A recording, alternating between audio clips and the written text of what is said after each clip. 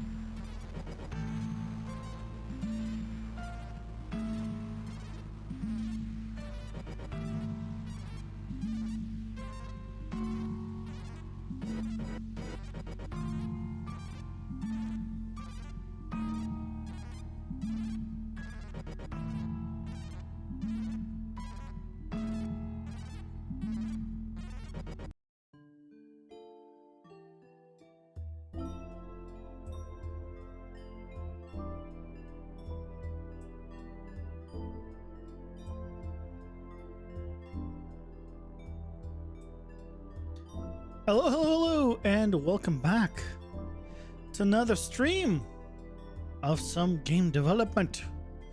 I made some progress since yesterday. I've made some changes. Starting with, oh, I need to turn that off. Second, don't need that anymore. Okay, compile save. Starting with the ability when I block and when I do anything, if I can't move, I can still rotate. Which is pretty big. This is pretty big. So, yeah. Because when you, before when you went into blocking, it would just be whatever direction I was at, and that's it. I couldn't, like, adjust. So now I can adjust, which is, good. Hey, like a good evening to you as well. Hope you're doing well. So now when I do, like, knock him up, if I had, like, another person, like, a different side, I can rotate basically my character. I'm no longer stuck in whatever rotation I was, so when I push them up, right, I can get to a different angle if I so wish. Why am I considered jumping? Well, that's a problem. Okay, I need to fix something. So the other thing I did, let's see, if I did, okay, stop hitting me. If I did this and I just jumped, I am still considered airborne. Oh, I shouldn't be, but I can now. Well, I can show you. So now, if I like jump up here and I do an attack, I can do like the slam down attack, the airborne attack down, even if I don't like knock him up. So as long as I'm in the air, effectively, as long as I'm jumping, I can do that attack. And also, I am jumping higher. So that's good. I do stop moving when I do that attack, so I don't continue moving. And probably want to continue moving at some point down the line, but for now, let me real quick check why I am not being set to. I shouldn't be jumping. Or...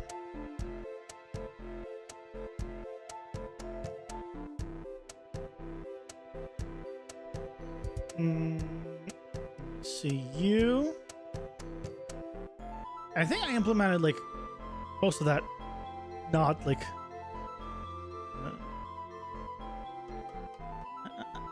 If I can attack and I have the tag, this should be false. Do I have... Is this returning true for some reason?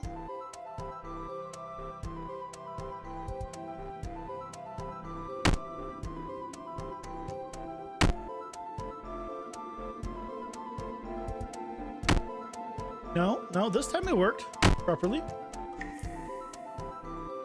Yeah, so now it's going up. Oh, I hate it. I can't reproduce it now.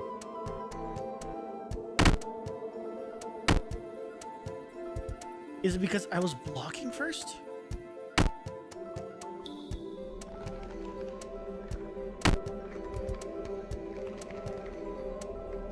No, it's now up.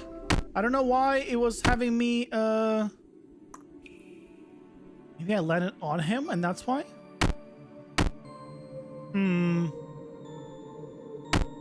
Really odd, but, you know, the main thing is I also increased the jump height, so I just jump higher now. So I can just entirely just jump over enemies, which is pretty good. So that's good. I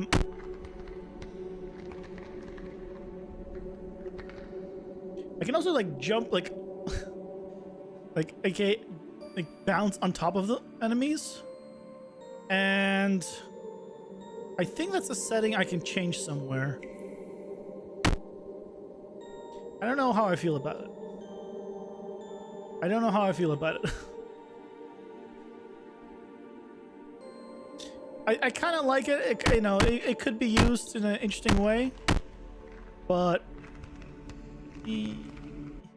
we'll see. So I did that. I changed up.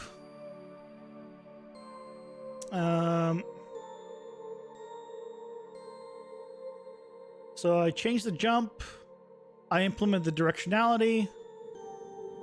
So on here, I can still like rotate fully around, which helps with the blocking, and that looks awesome. I also fixed the blocking because that actually wasn't working properly. Wait, is it working properly now? Hold on a second. 40, 30. Why am I taking full damage? I thought I fixed this. It's always like I quote unquote fix something, and I test it, it works, and then I come back later and it doesn't work. Always.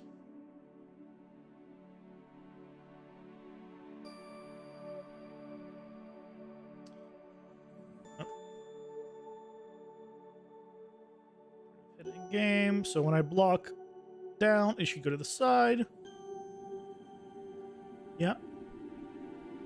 This looks correct, and I'm offsetting it. Unless the offset didn't get saved somehow. Let me go to here.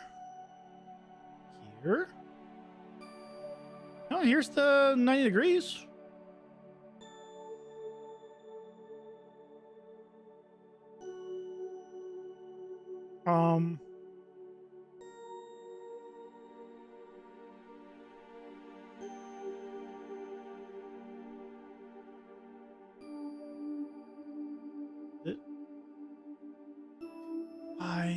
Why?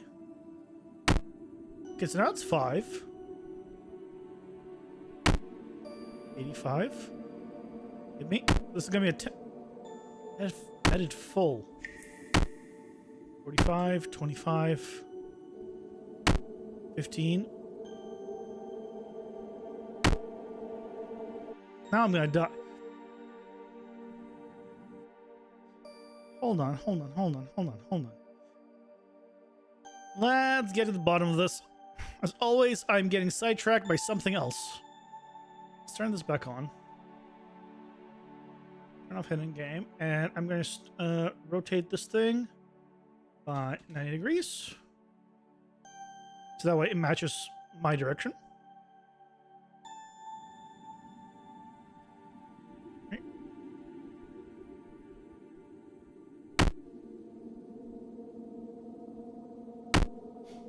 Hey, the running bird, welcome in. Why is this now failing?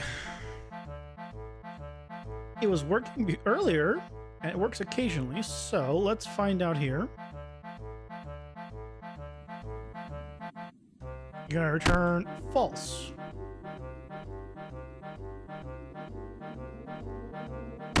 True.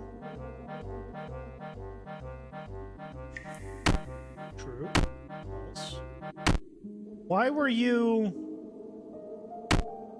True.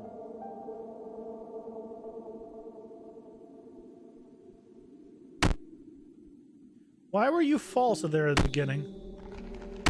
See, now you're working correctly. What the shit? Hold on. False. Do it again. False. True. Is that angle just that bad? Is it not me? Is it just the angle? False. True. Okay. Let's, in that case... So what's my block half angle? Let's do 80. So it's 160 degrees.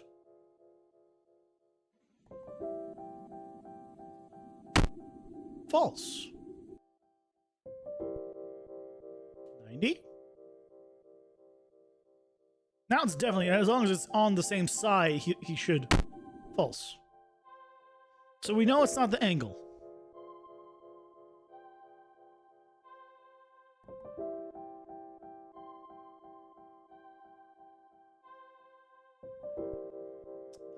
Well,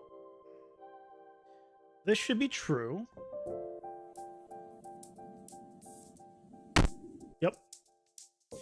Which means...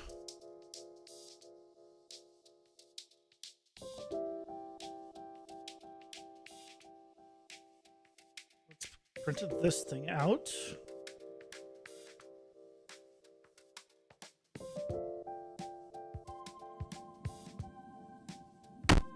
$270.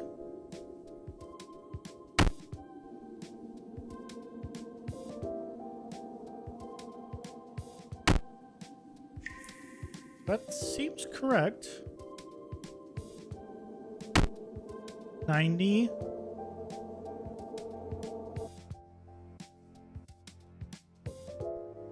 That would be...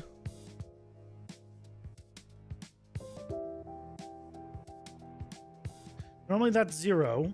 Right is 0. Can I get this backwards?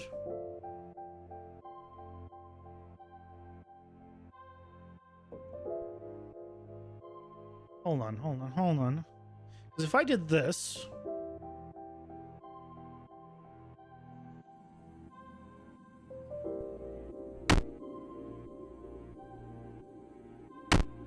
Right, I'm taking full damage.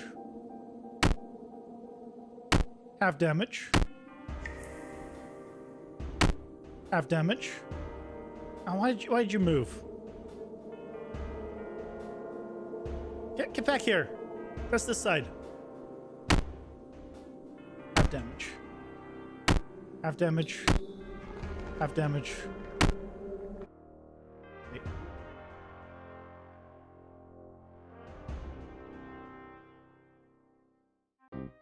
So I think that's right.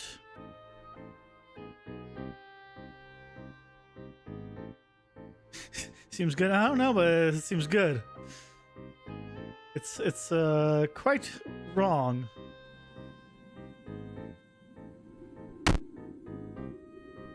So that time it worked. It works here. Is it this angle? Oh, it doesn't work when I face up. In this case. And it doesn't work when I face down. Or I face left.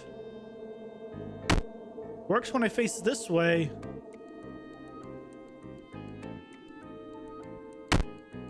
And this way. What?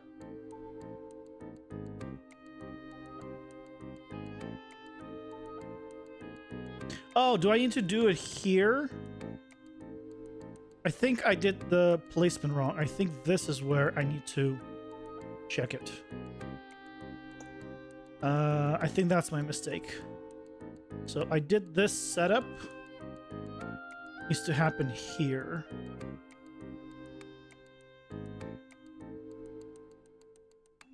Basically, my character, right, is effectively rotated 90 degrees because of the directional movement. By default, if I look at here, right, default, if I set this to 0, forward is to the right. But for me, that is right. That is not forward. So that's why I need to offset all my checks by 90 degrees. But I think I did the checks to the wrong location. I have to do the checks here by 90 degrees.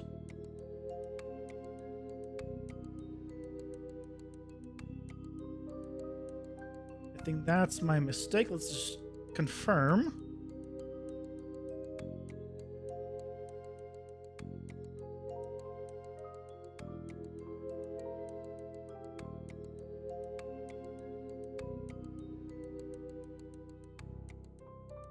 Okay, so min and max here is going to add 90 degrees.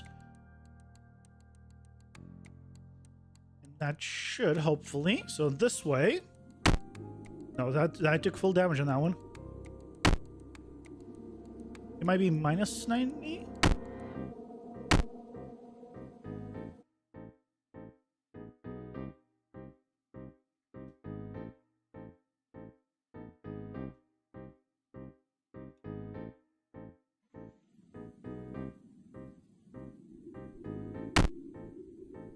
No. Not at all. Nope, none of the angles work on this. Okay, so I think let's put it back. So I think I had it then right, correct with having it set up here. But...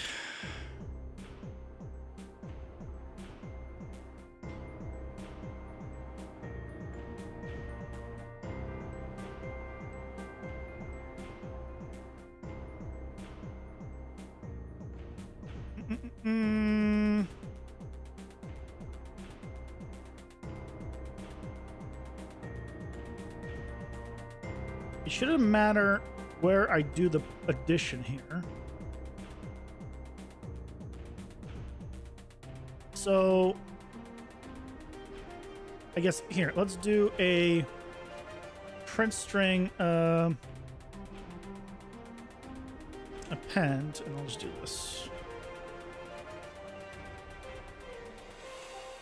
Let me give me the smallest, the minimum, and the maximum, please.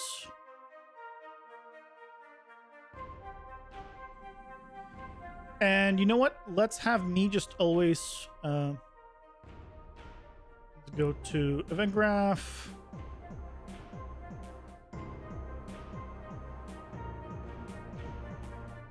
I'm gonna actually do event begin play. I'm gonna do a quick timer. Timer by event. Looping every half second. I just don't want to spam it. Create event. Nope. Custom event. And then this is just going to print string, and I'm going to change the color in this. And all this is going to print is my rotation. Get actor rotation.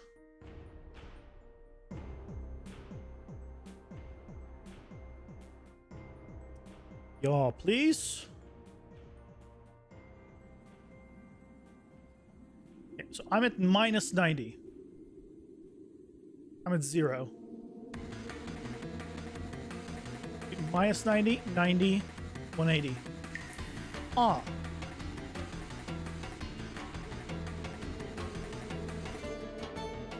Okay.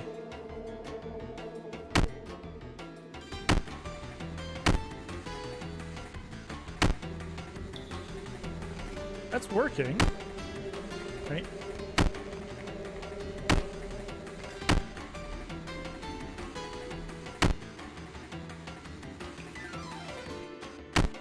So that's working right now on that side.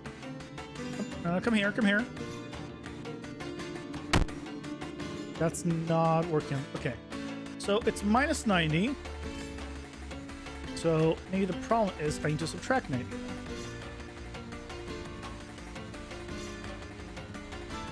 Did I just do the... Nope. Nope, that's taking full damage then. Okay, well...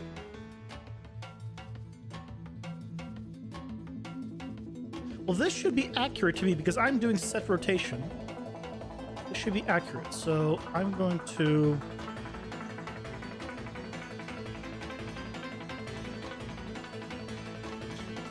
just get my rotation here. It's gonna be min, max, and then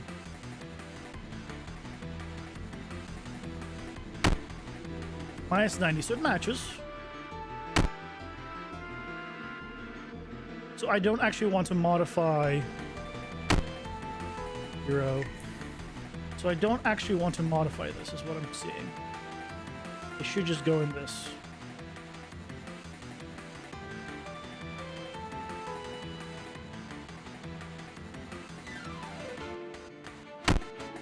That works. That's working.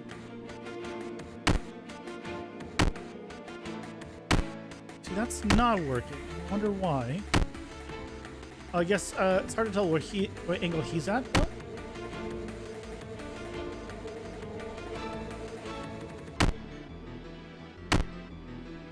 Yeah, that did full damage. I'm so confused.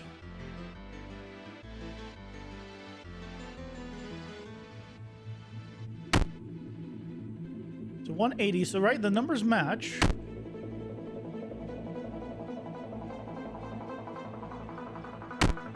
Negative 45, negative 45. Okay, so the numbers match here.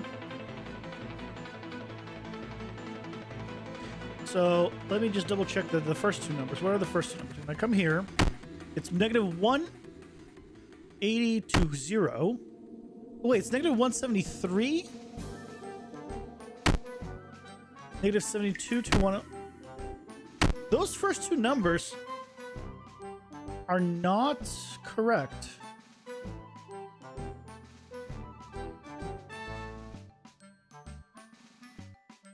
Well, sort of not correct.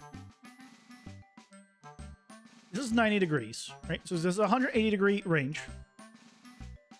I can get rid of this. I don't need this more, so remove and remove. Does it give me two? Why is there two remove pins here? What in the world? That's an oddity.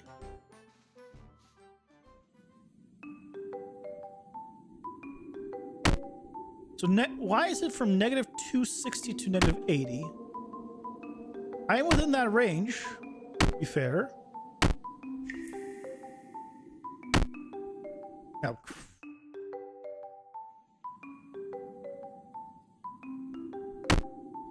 negative 170.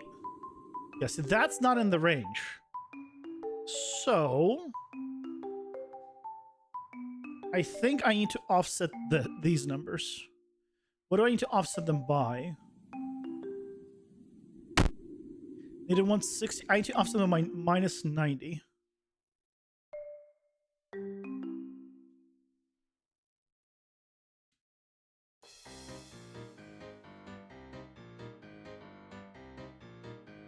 I only need to do this when it's the player.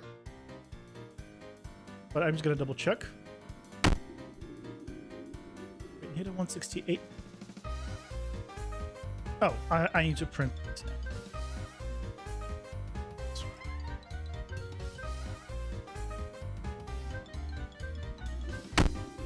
Negative 171 to 8. Yep, so that's correct. So now from here.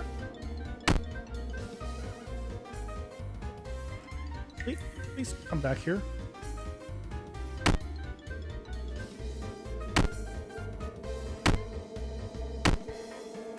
Oh, it's negative, but I'm positive.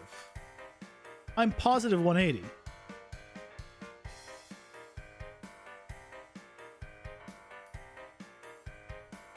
But it's giving me a negative value.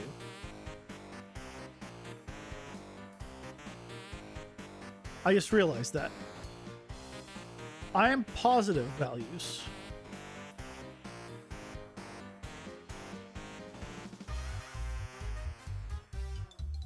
Is it always negative values? I can just change my... I am...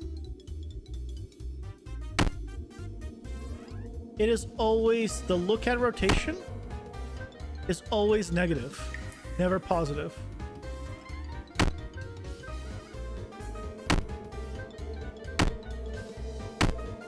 Well, it's...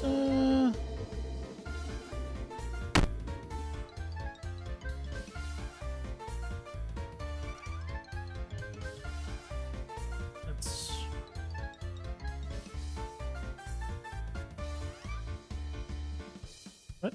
Oh, I can't remove it because it doesn't make sense to remove it. That's right. Let's do... Give me just this value. That'll be easier for me.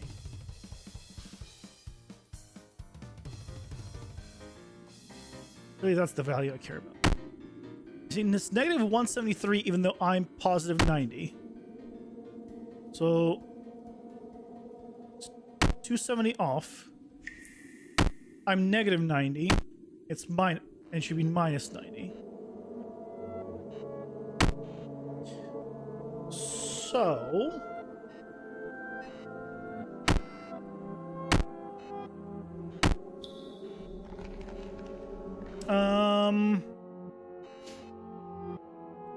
I'm gonna write this down.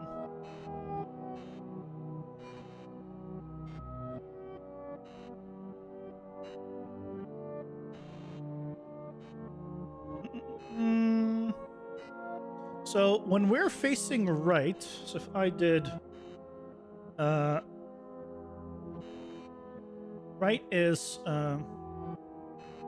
let's go down, down, left, down, right, left, right, up, left, up, right.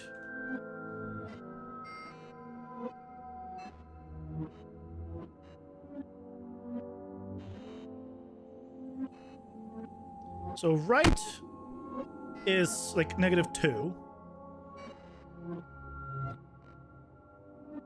which we can just say is 0, effectively, right? Because it's just, it slightly depends on what angle he's doing it. Upright is -50, which is -45. So we're gonna say that's 0, -45. From above, -90.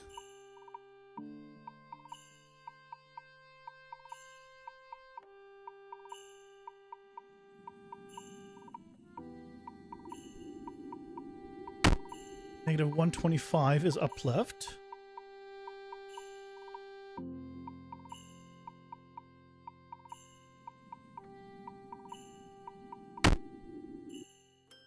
Wait, that was positive 180.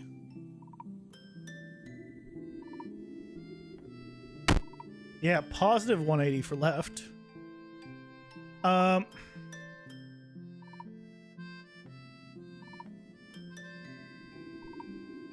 need down left. 125 for down left. Positive. 90 for the bottom. And down right is... Well, wait. That's at 22. I assume that's 45 then. Yeah, 33. Let's just say 45. Hey, Micmatic. Welcome in. So currently I am working on blocks. I have set up this block and everything's working great, except for the fact that because of the way I am using sprites, my rotation and the rotation for the find look at vector aren't matching. And so he's not actually properly blocking based on what rotation I'm looking at. Because I'm setting my rotations. And these are the Ads rotations. are here. Oh. Pausing for ads. I'll explain it again once ads are done. Oh,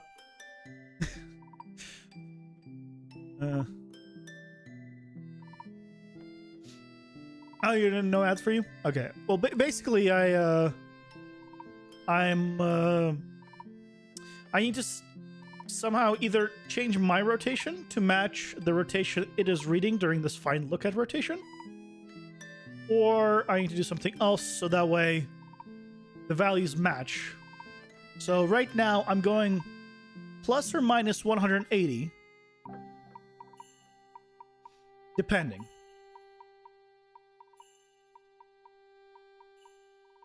But all my rotations aren't plus or minus 180. So I think what I need to do is go to my, as I set this up, movement, this. So this is what I need to, this is what I've set up.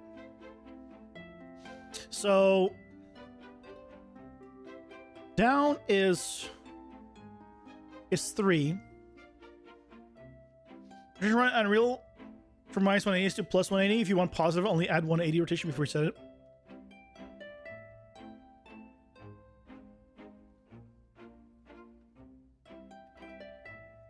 I mean, what?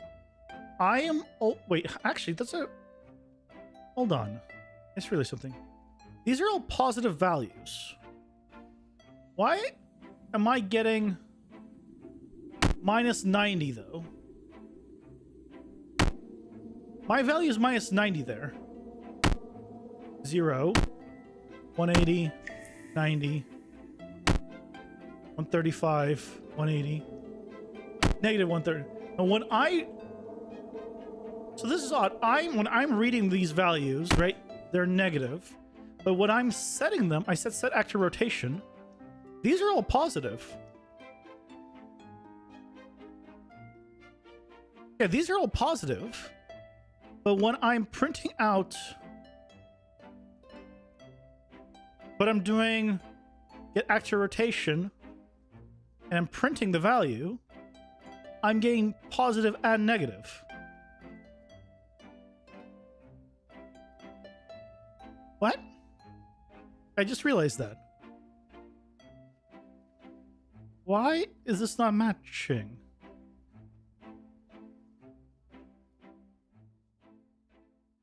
Oh, that's bizarre.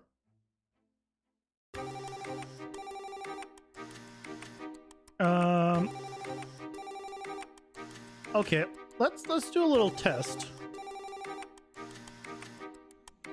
This is minus 90,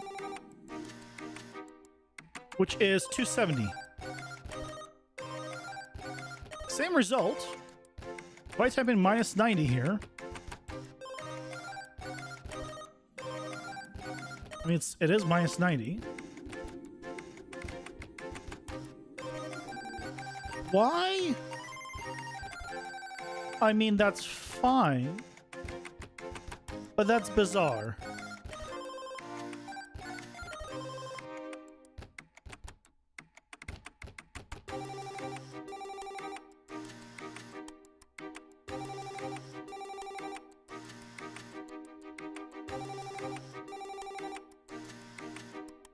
It actually would be 180. That's fine. That's fine.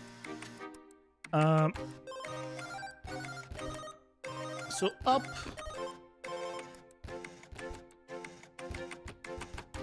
is minus 90. So this is 180 for me. That's minus 90. If I did this, I could do plus 9.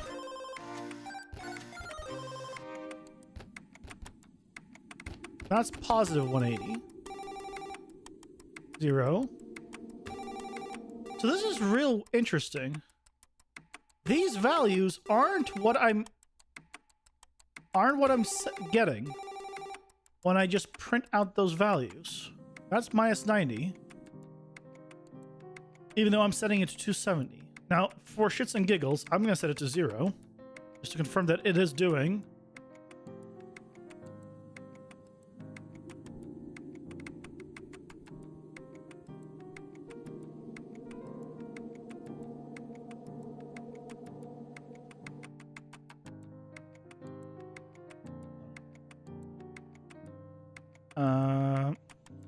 Wait.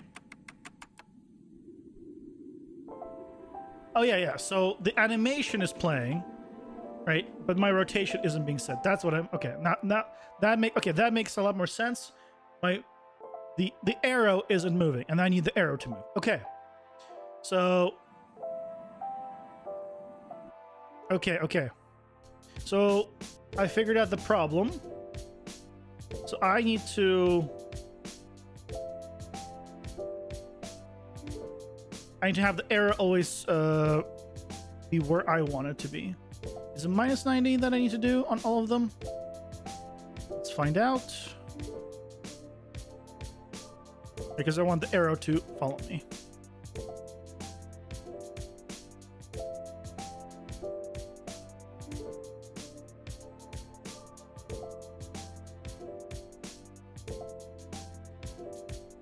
I was, for some reason I thought I was setting the rotation of this, oh, I did reverse. I need to add 90, not subtract 90.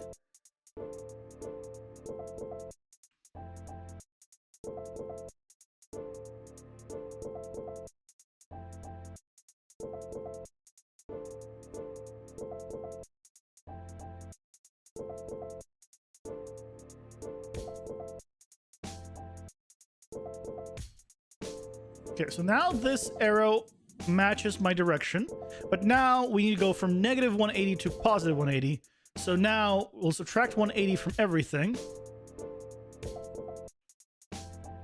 And now it should put me between...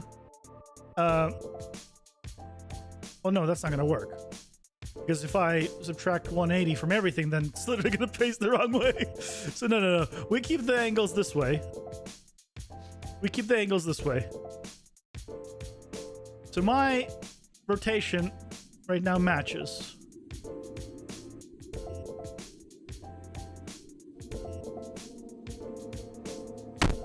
That works.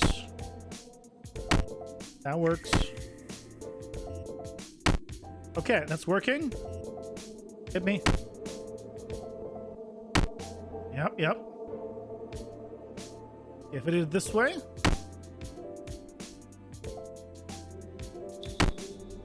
Do the other hit, please. Yeah, okay.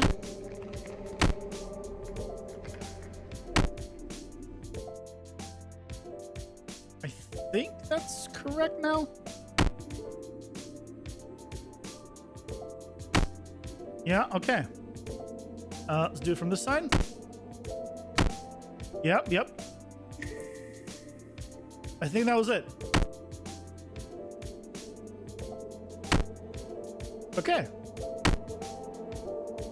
Okay, well, that was it. It's just the values here I needed to... for some reason, I thought I had to do it based on my rotation, and I got it right because I was rotating correctly. But I think with Paper ZD, that rotation's calculated just based on my input and not... potentially? Not 100% sure how it's calculating the input, I'll be honest. There were like under the hood, but clearly it is. So we're good now. So now it's working. We're now taking half damage, and if I like look sideways, right, we'll take full damage because it's over the angle. So now I can change that angle back. You don't want it 180 degrees. Let's do like 75 for half angle. So it's 150 degrees in front, which means Let's do actually 160 degrees. Which means if he's attacking from the front and I go upright, yeah, I should still take only half damage. And seems like I do. Really like that spin attack. Yeah, there we go. Awesome. Okay, that is figured out. Done. Problem solved. Okay, let's go ahead and I no longer need all of this. Get rid of that. And I got rid of the print string here. We're good. We're no more print strings.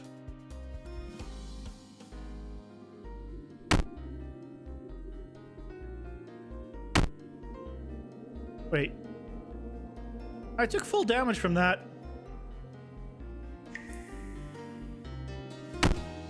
Why am I taking full damage now? We just tested this.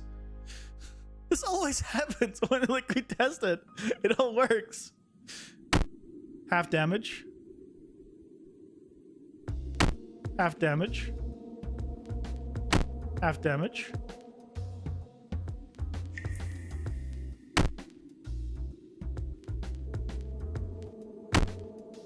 That's half damage.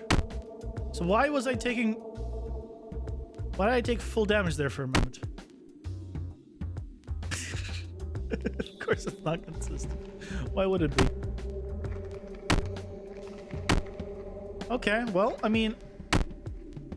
I guess it's working? Question mark?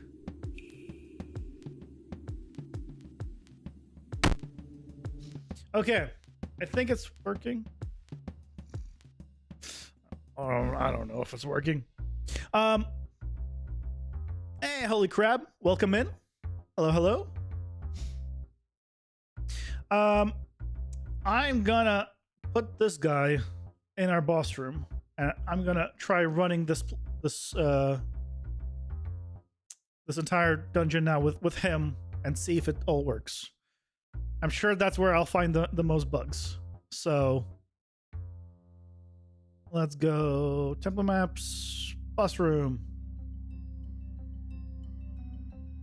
Goodbye, original boss. You will be missed. Not really. Hello, new boss. It looks cool. I'm glad you like it. Thank you.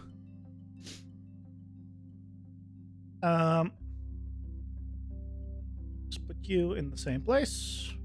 There. You can go away. You.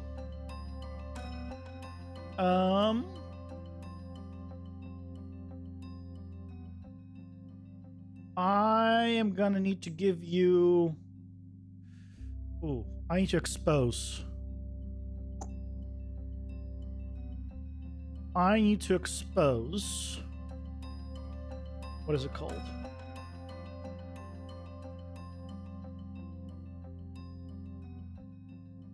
Gameplay tags. I just need to expose gameplay tags on here. Character info, gameplay tags, expose it. So that way, in here... why are you marked as a skeleton still? Let's fix that for you. You should not be marked as a skeleton. Do I have a... Oh, I don't even have a... Let's do a new one. Enemy dot great spider. Add a new tag. You are going to be our great spider. And we're also I'm also going to give you boss. Actually, I'm not going to give you boss by default. I'm going to give you boss here. That way, I don't have it as a default thing. Okay. So, let's test this. Let's see how bad everything goes.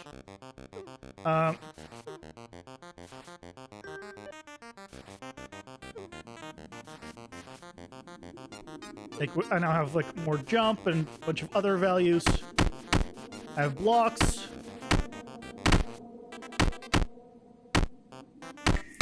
see if it's...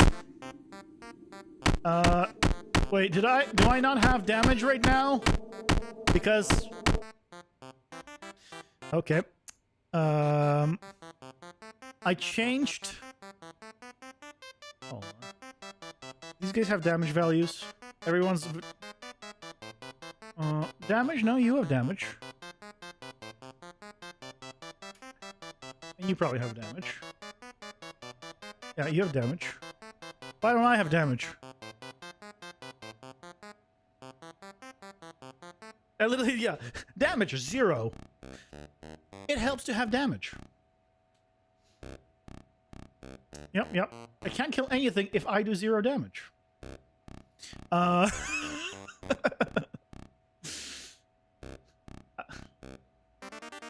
Let's do... Knockup's gonna do more damage. Knockdown is gonna do the most damage. Lots of damage.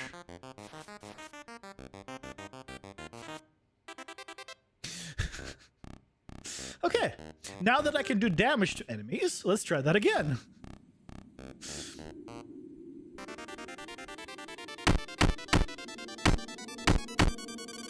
Boom. Okay, why are you sliding? Okay, already found a bug that I don't know why it happened, but found one. Okay, I'm gonna grab invulnerability. Yep, invulnerability still works. Great. So now...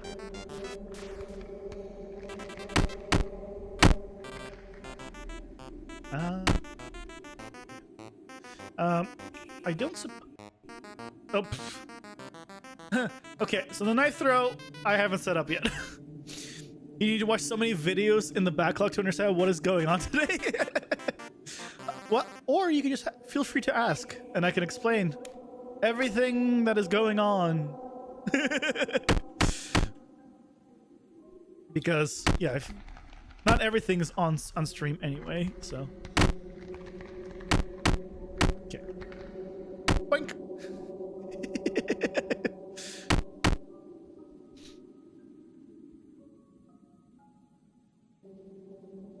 Okay, I need to... why am... Oh, okay. So because I picked up the knife throw, I can no longer block because that was bound to the same button that I just have recently added as a knife as a block button. So note to self, don't pick up that power up.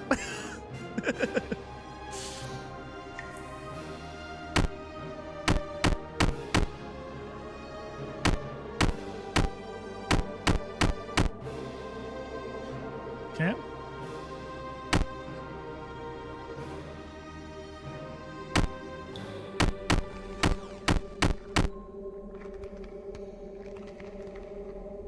I'm just gonna avoid power-ups for now because those have not been properly set up yet. Let's see. Pick that up.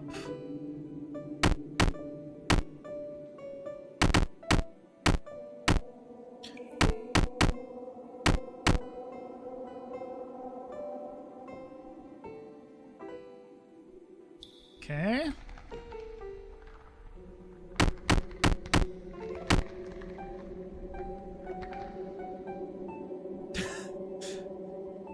Okay, I can no longer teleport through. Oh, but I can still hit through. I can't teleport through, which is good. It seems I can still hit through a little bit.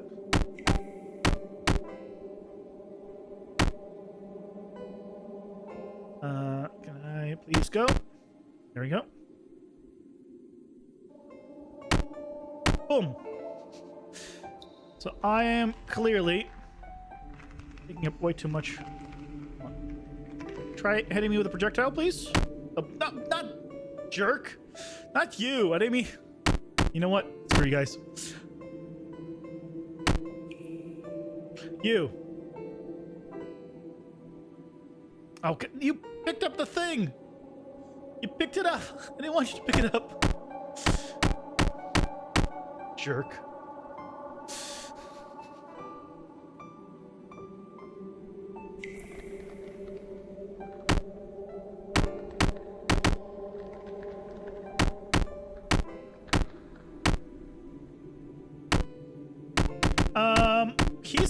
air. That's a problem.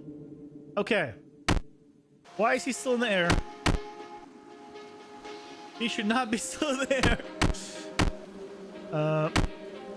Okay, I need to try killing them in the air.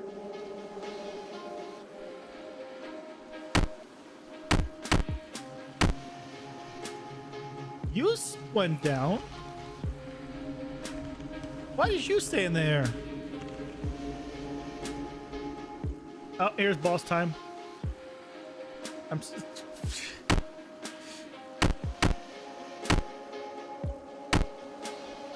Okay, that's still a bug that I still need to address. I roll while he's charging. Aha! I did it! I actually got him. Okay. So we still have some bugs to iron out. I see why how he didn't.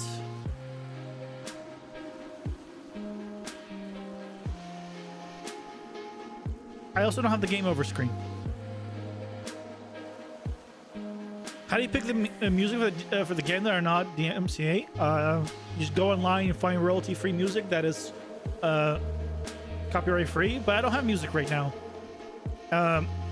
What you're hearing right now isn't music from the game. It's just a playlist I have going on right now. So if I pause it,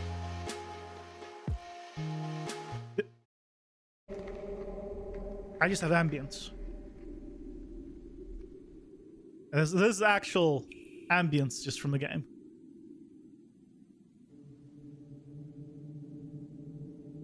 Here. Okay, so I don't have the game over once this guy dies, and I need to put that in. Yeah. So let me turn on my background music back on. You like the music? The music is from Heartbound, the game. You can pick up the soundtrack there if you like the music.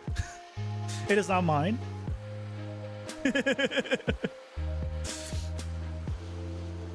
But, you know, we have permission to use it, so I do. I don't have to worry about YouTube's copyright system. That's the big thing. Okay, let's go to... I think I've set it up literally in your blueprint. Here. Death. Yeah, so it's in your... I literally programmed it into him because he was supposed to be the boss. So what I need to do is...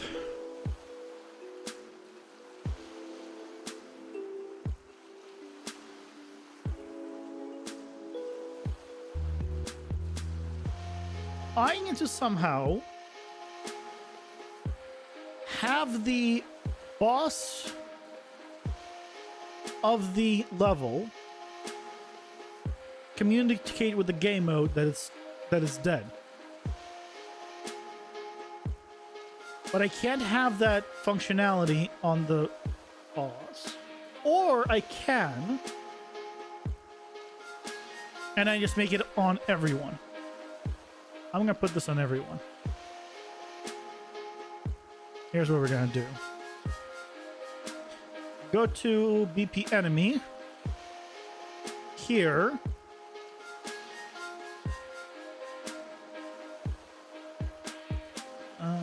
Power up ramp drop chance. All good. Let's do it here. So what I'm gonna do is get gameplay tags, pass tag. So I'm gonna check if this is a boss. If he has the gameplay tag boss,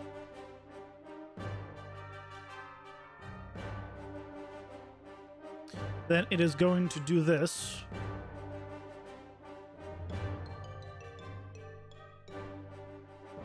And then it's going to do all of this.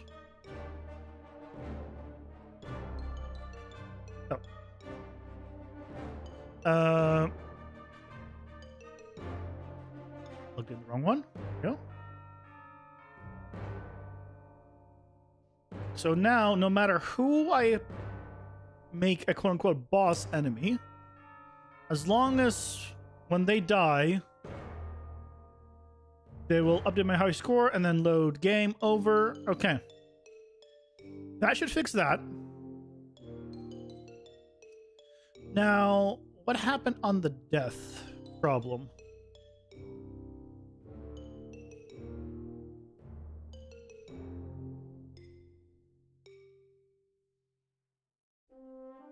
Power up drop, all that is good. Let's go to the main character blueprint. And let me check your event death. Stops active movement. Plays the animation. Gets the right tag, resets the gravity. If you're airborne, if you're not airborne,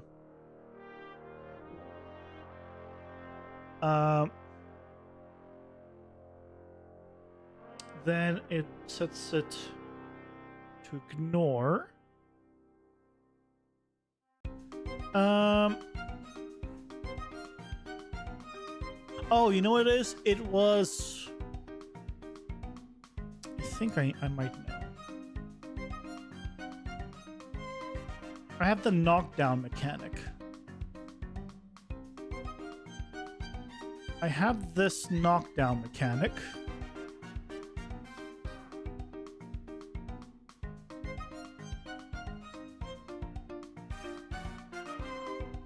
And this gets set knocked down.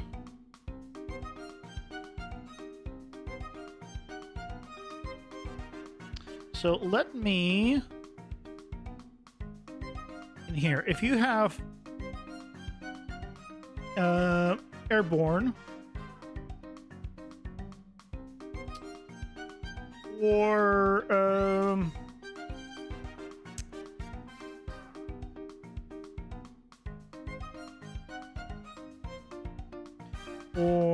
knockdown.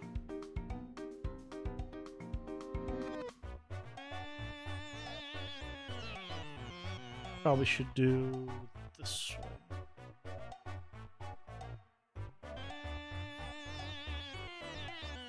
That might be what it is.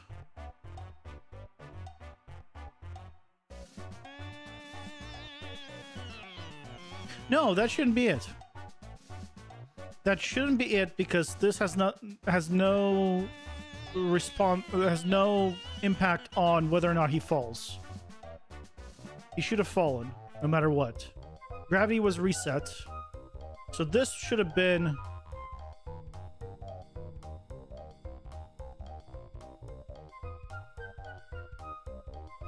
Gravity was reset. Odd. Okay. Let's run it back. Let's just try this one more time. Let's test to see that the spider now properly okay, you fall. Good. You didn't get launched, but that's probably because you got stuck in the... You got stuck... Ooh. You're... Why am I colliding into you?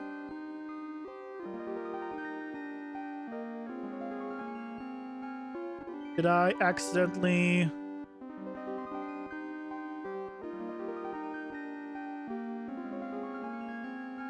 not reattach this?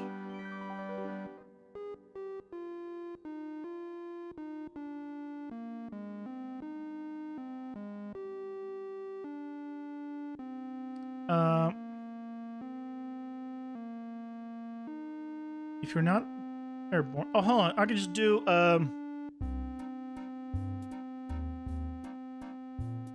is moving on ground. Let's just check this. If you're not moving on the ground, or rather, if you are moving on the ground, Then set it to ignore. That's a much easier check. And if you're not, it should go onto the event graph. And then you should fall. Oh. Ads are here. Pausing for ads. Okay. Quick pause. Yeah, then he should fall. And then he should get through here, and then undefeated. Oh.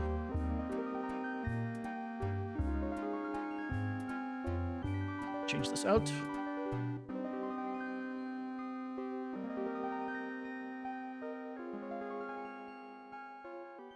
There we go. This will also fix the bug of me flying through the floor. I thought I fixed this, but maybe at some point I didn't. So, well, ads play.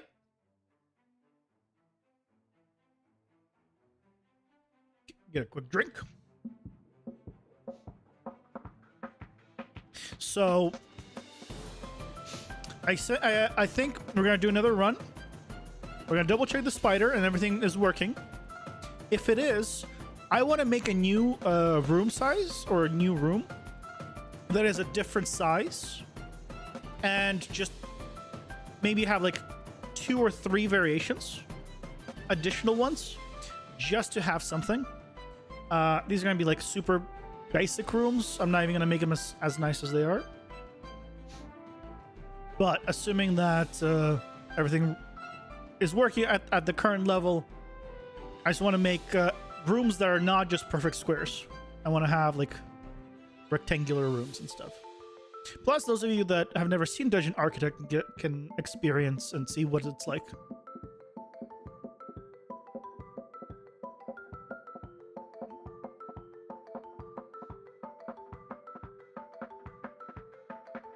Okay, ads are done. I've gone ahead and swapped out the collision response on my death to be just pawns.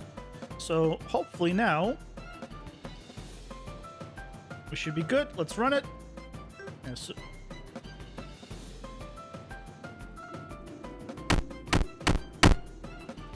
No. How did... Oh, I got under him somehow. I need to change your jumps at some point. You're jumping way too high or way too much. But that's going to be per enemy, and you guys are getting replaced at some point. Boom. Okay, so you're falling to the ground. Yeah, I can't go up and go down.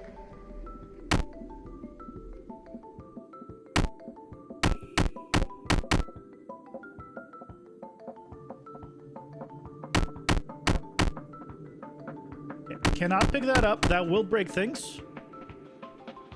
You picked it up, though. I don't like that.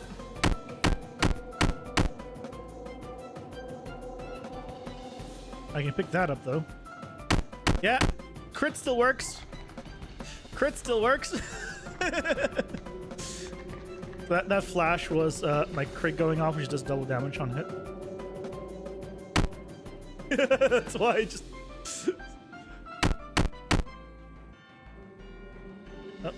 that up.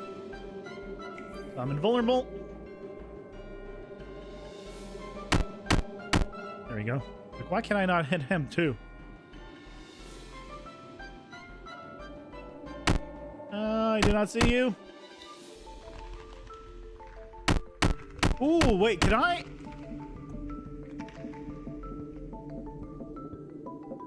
Okay, no. I thought I dashed to this guy. I shouldn't be able to dash to anyone. Oh my god, I can dash. Okay.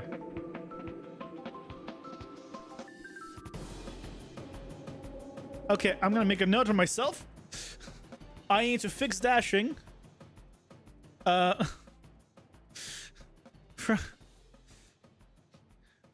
Dashing to corpses. Okay, note to self. Got it. We need to fix that. I should not be able to dash to a corpse. We need to make sure that I only dash to living enemies. which is an easy fix or easy check to do that. I also plan to remove this entire mechanic and just keep that blood pool on the ground. And maybe do something else for like for it. That way I have more control over like the strength of enemies. Cannot see. There we go. Oh.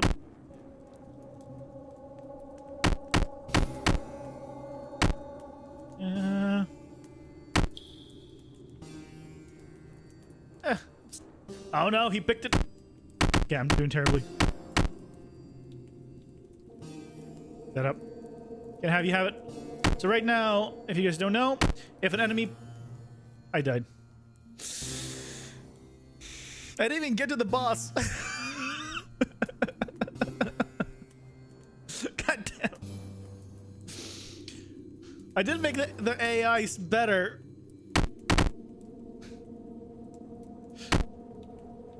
But...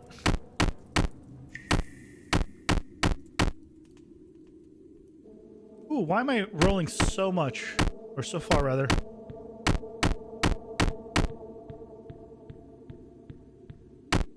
Oh, God darn you.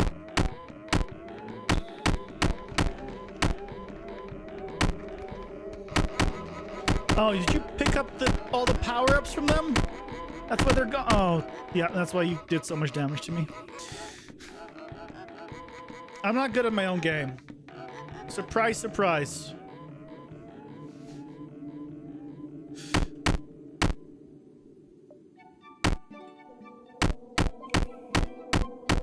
Oh my god, he picked it up.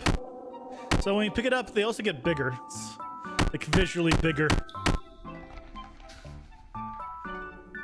I'm gonna pick this up. This gives me thorns. Assuming that still works. That'll help me a little bit. Wait a little bit longer for this the blood pool to expand. That gives me what? Don't just jump at me.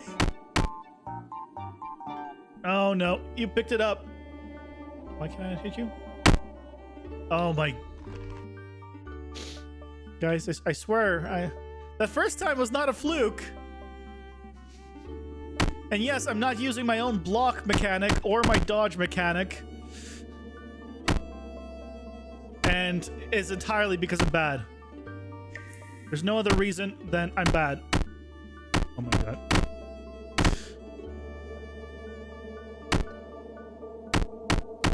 Okay, if I don't get through this, I'm just gonna cheat.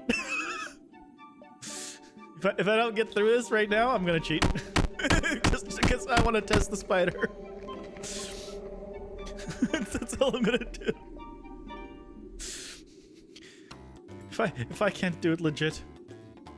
That's a one-way door. I need a better way of telling if it's a one-way door when I'm on the side of the barricade. But that's like a visual thing for later.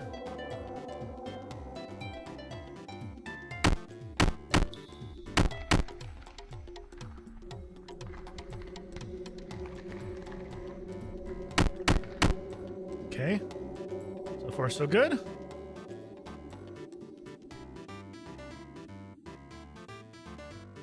Now, like there, I could have just blocked. Right? I could have. I should have. I didn't. I definitely didn't.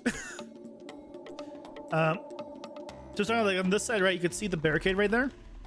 So I know, like, that's a one-way door. But when you're on the other side, it is hard to tell.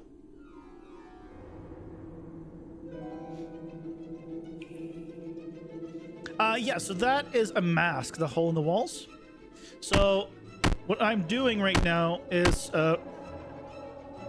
basically all of the materials are masked materials.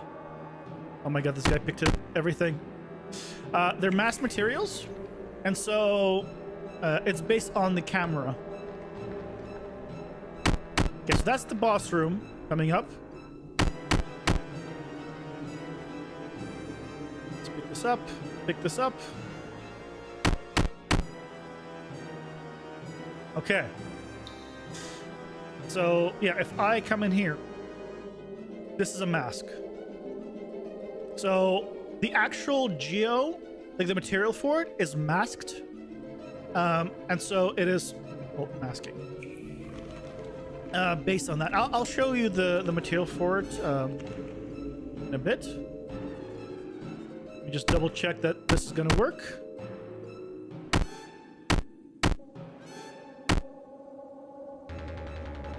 Okay.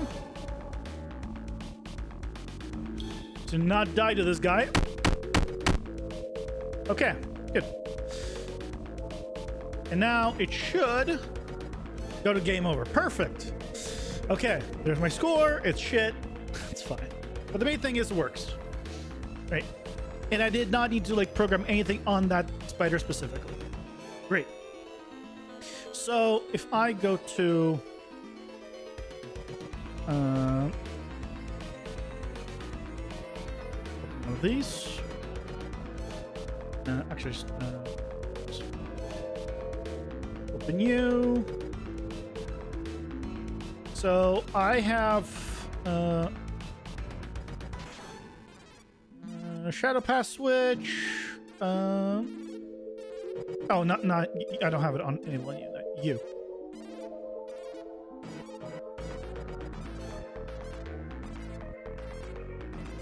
Oh yeah, I'm just overwriting. Yeah, same material. Yeah, I did. I created them using Blender. Yep. I went 3D to 2D sprite renders to A sprites back to Unreal.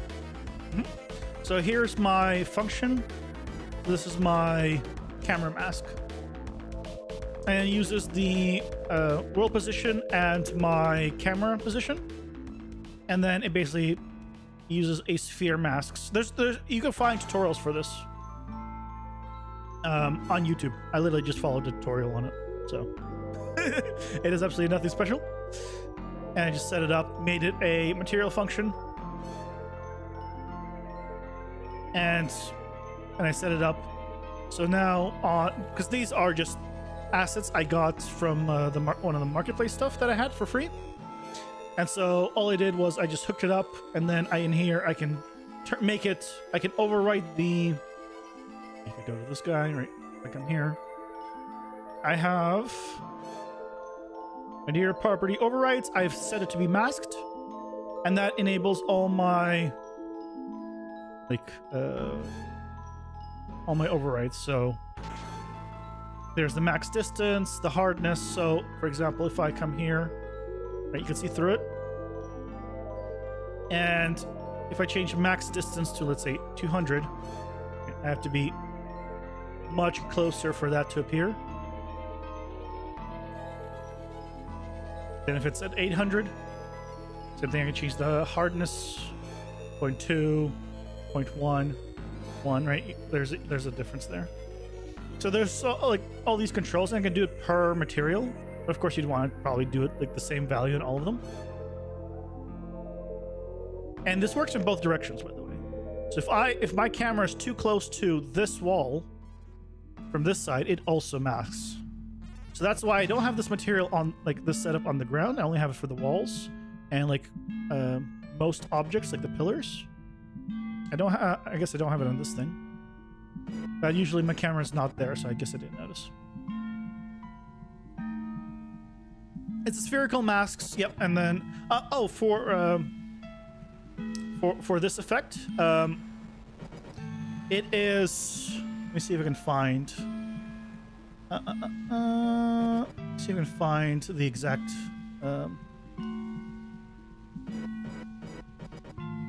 It's called a camera mask. So if you search UE5 camera mask or UE5 occlusion masking, either one will work. Yeah, so if I show you, so I just search UE5 camera mask, right, and then there's that's that same effect. There's the same effect there, right? There's a few different ones that you can. There's a few tutorials on that already on YouTube. Because like I said, I just followed a tutorial for it, and I just set it up with this. So what I want to do now that it's everything is working, but right now all of the rooms that I have are square. So, and I want to create different shapes, like different shaped rooms. So that way it's a lot easier to tell if you're going to the same room or a different room. I might, I don't know if I'll ever create a mini map because I'm planning to have verticality, and a mini map will be difficult to set up, but if I can, I will down the line, but that's a like future me thing. So let's go to Dungeon Architect. So right now I have, don't save any of this. Do you need me to save them to open this level? Save select.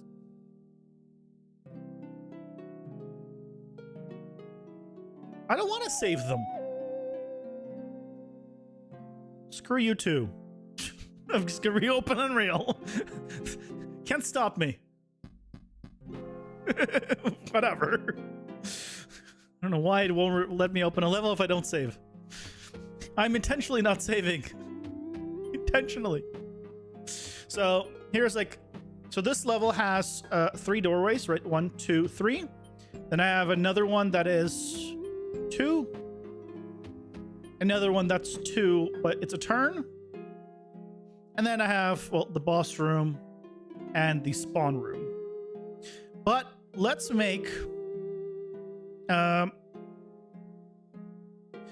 let's make another room that's not a square, right? Let's make one that's like 2 by 1. So this is not going to be a pretty thing.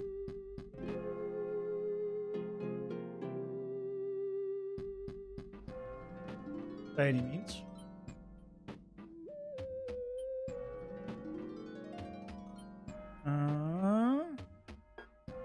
Not enough mesh bounce.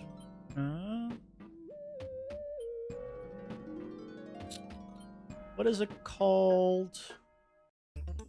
What is it called? Oh, you know what I can do? I can just drag rectangle. Select. Select you. Oh. It's you, right? Yeah, module bones. Okay. So I want to make this too long. So let's take this, and I'm just gonna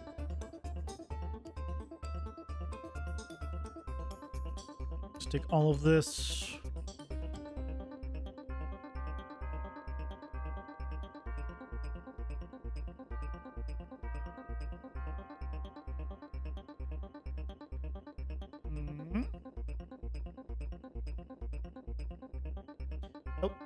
Let's turn on snapping. Makes it easy. Boom, boom. Okay. Now, I also want to grab all this stuff. Select you. Move you over as well. Nope. Deselect.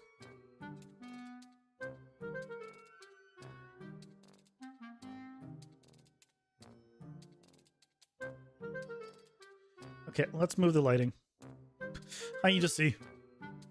I need to see.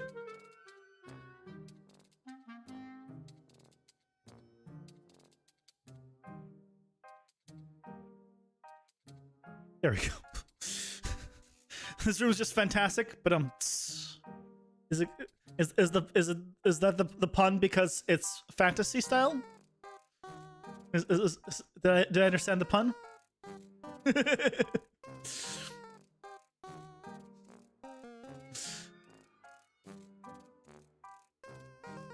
I hope I understood the pun.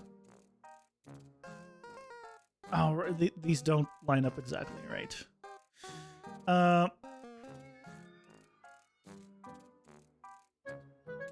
Let's take you.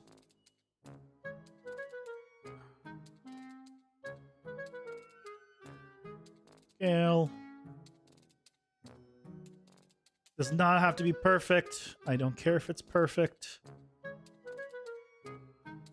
Because this is all going to be replaced in the future anyway. So it's fine. Yep, okay, cool. Whew. I wouldn't want a pun to, like, just pass me by like that without, you know.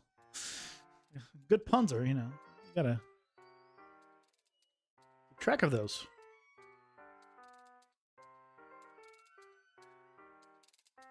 This is not how you should be doing, by the way. If you're taking notes on how to do layouts and modular design, don't take notes from this. These are from a pack that I had for free. These don't line up to the grid. Like when I do like snap to 100. If I do this, or do they? Do they? And it's the walls that don't line up. These line up. That's right. Those don't line up. These line up. Okay. Well, I've been reminded that these line up. Let's make them line up.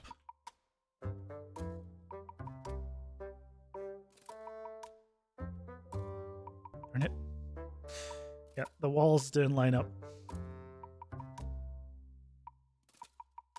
I'll just stretch them here.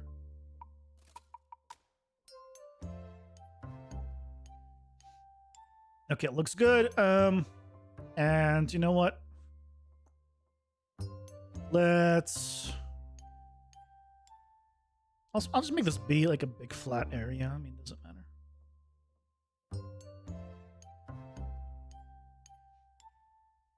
Again, don't take notes on how to design from this. This is not how you build.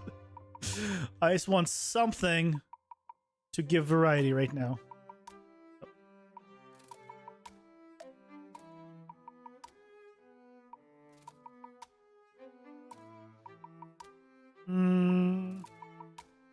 Yeah, we'll just have it be flat on the side.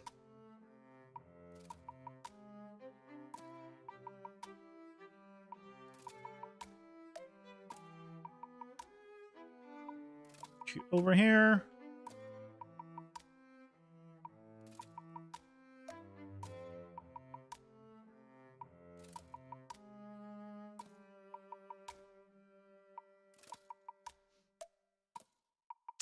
Oh, I need something here because we have a lifted platform.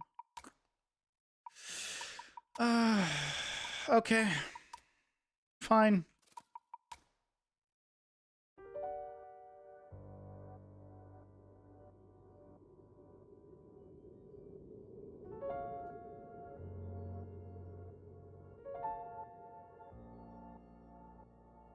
This whole side is going to be lifted.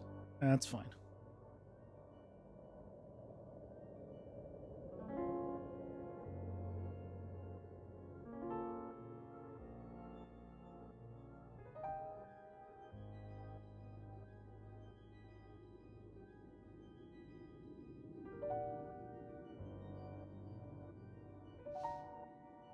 Okay.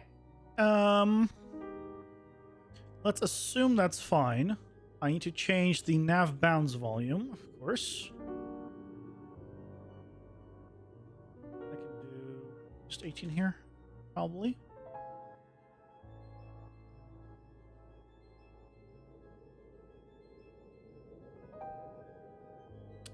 Why? Oh, there we go. I don't like the fact that it doesn't think it can go up here. I'll be honest. But that's fine. That's for later me to figure out and fix. So I also want to take... So these are enemy spawn locations. So I'm just going to take these. And I'm going to just copy them over here. So now there's more spawn locations for enemies. Just random locations. So they'll just, same amount of enemies will spawn, but they'll just... the nav mesh is basically where can the AI move? When you see this, it's like, okay, the AI knows it can walk up here. It knows it can't walk this way, but it can walk this way. Because that's where the nav mesh. So like I would need to change the nav mesh settings to account for the angles and whatnot. Or have it be a little bit of like higher res or change the hitbox and stuff. But basically that's what it is. Nav is short for navigation. Mesh being navigation mesh, effectively. So what I'm going to do also is right now I have a door here, here, and here. I'm going to have it, I'm going to add another possibility of a door here.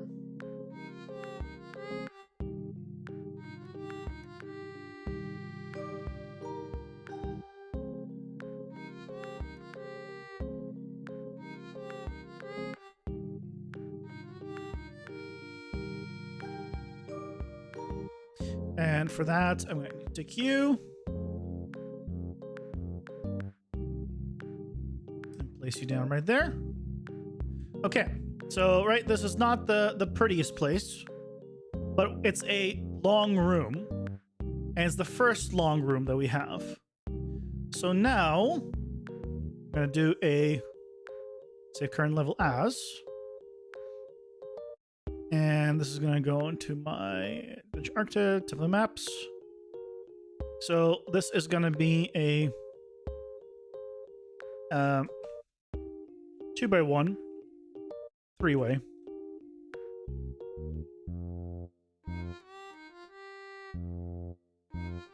I'm just going to reopen this to make sure I didn't ruin this. Good. All right, so now we have this 2x1. Oh, the only other thing I need to change also is this guy here.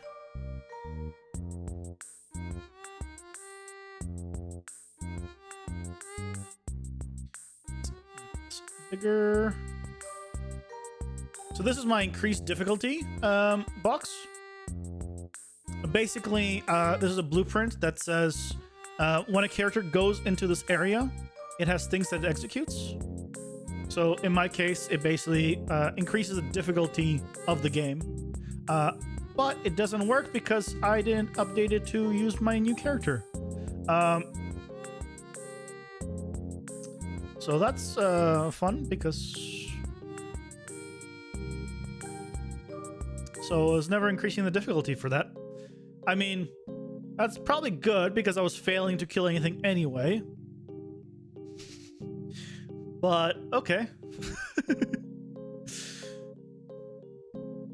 There you go. Let's do that. It's gonna make it even harder. But now I can go into here. We're gonna need a new module.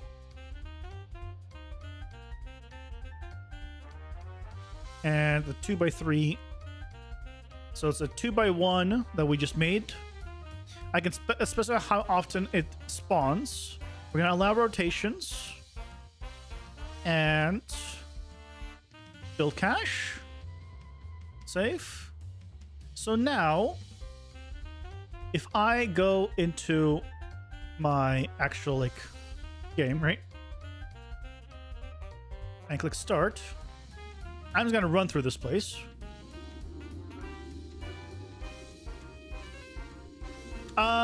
Okay. This is the room. We already found it, but I didn't move that the point for the door. Oh. Ads are here. Pausing for ads. Okay. Let's give it a moment for ads. There we go. Let's move that over, and then we'll give it another run. You can kind of see how quickly it is to make changes like of a dungeon effectively with with Dungeon Architect, and that's kind of like the one. This is just one of the features of Dungeon Architect, so that's why it's super expensive, because it is really powerful. It really is.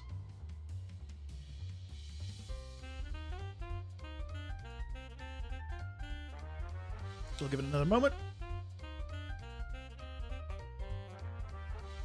Wait for ads to go, and then we'll run through this and just see how it is with this.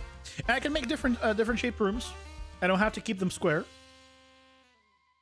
I have to make sure it's within the square or rectangle, whatever it is, but I don't have to end up with a square room. I can make like a round room, but right now I am limited to where I can place points. I can change the distance between these and change the bounds and stuff. Like I can change it to have like a room every whatever distance, but it's all part of a set template that I set. All of them will have it that way. And then whatever I do, but I have to put the doors in certain points. How do I spawn levels when I go through the doors? That is part of Dungeon Architect. It automatically does level instancing. You could you can change it to be.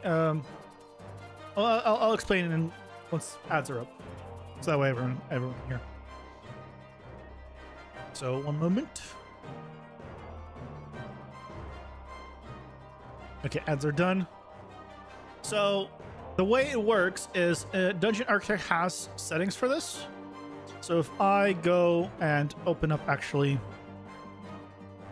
if I open up my dungeon level and I go to my, this is it. My dungeon level just has the dungeon. But in here, I can specify,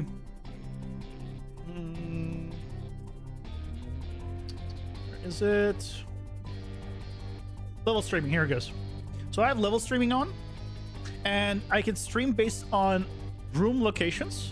So in my case, I have doors that are closed, right? Specifically designed that way. And so I only load the current room and one room through the doors.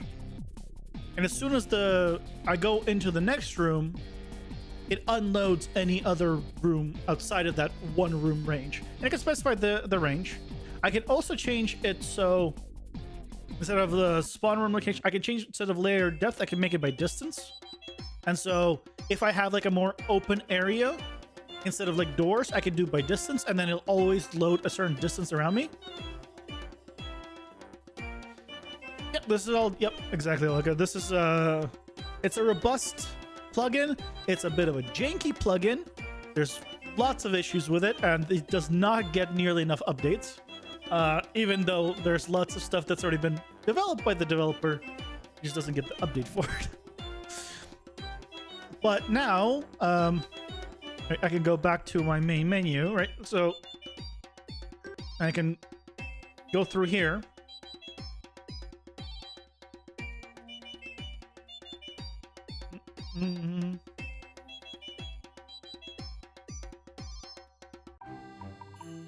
Come on. Why is it take so long? Yeah, try that again.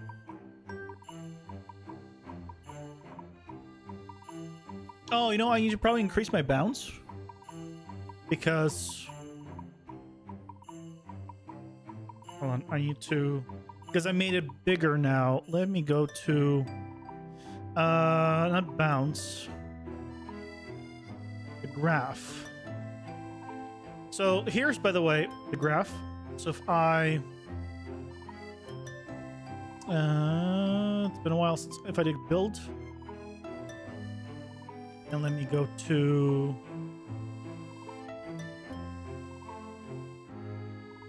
here. All right, and I did build. Oh, a theme.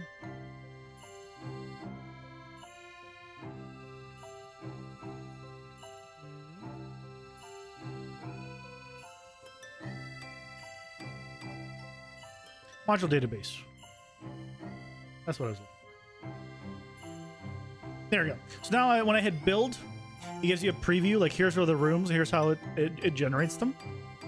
If I click build again, and you get this preview.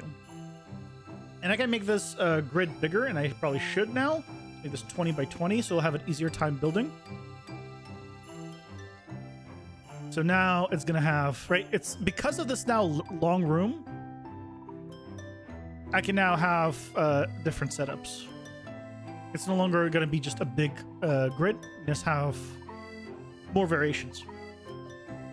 You're glad you're not bought it yet?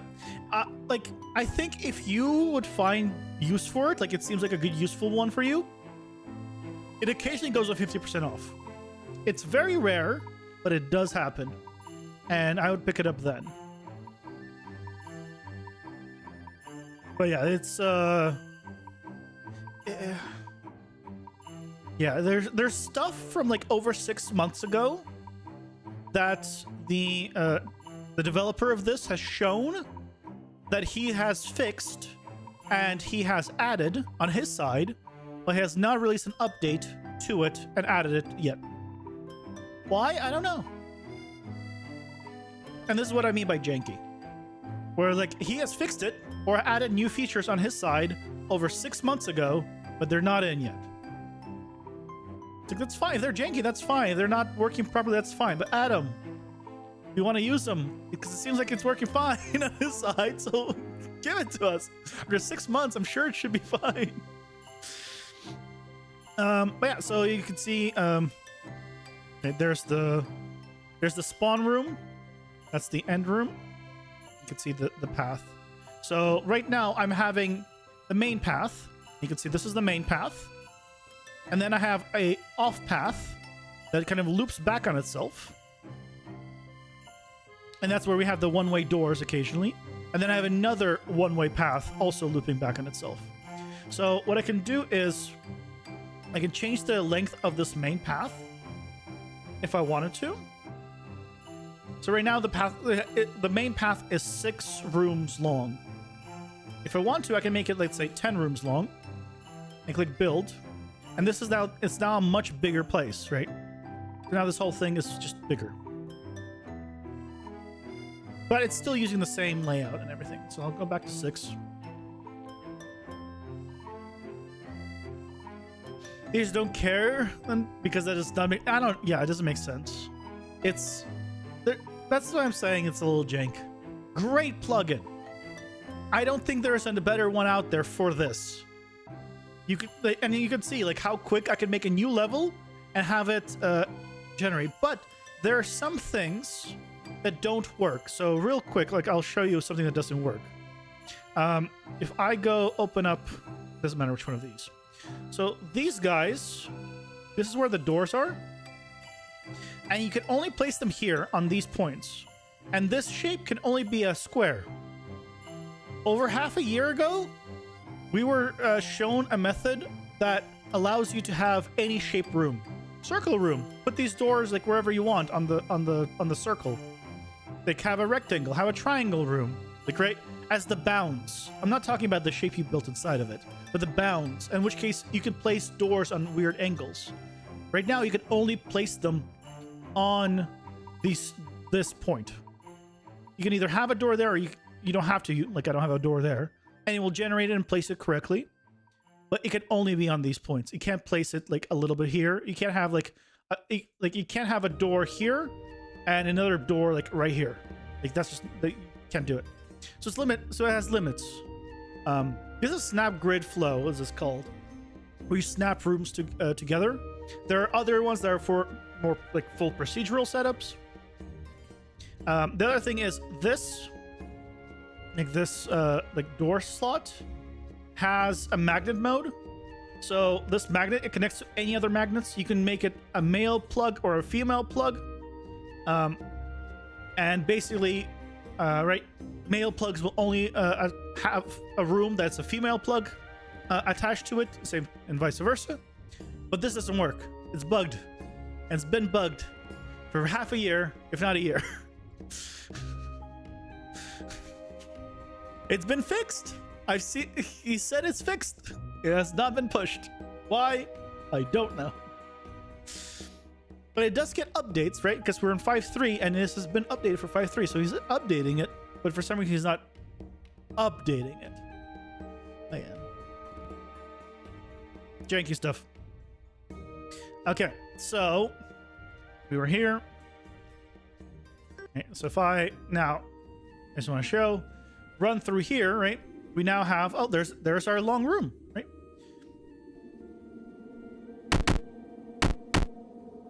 And I do like the size of this room, like in terms of like, it feels far less claustrophobic.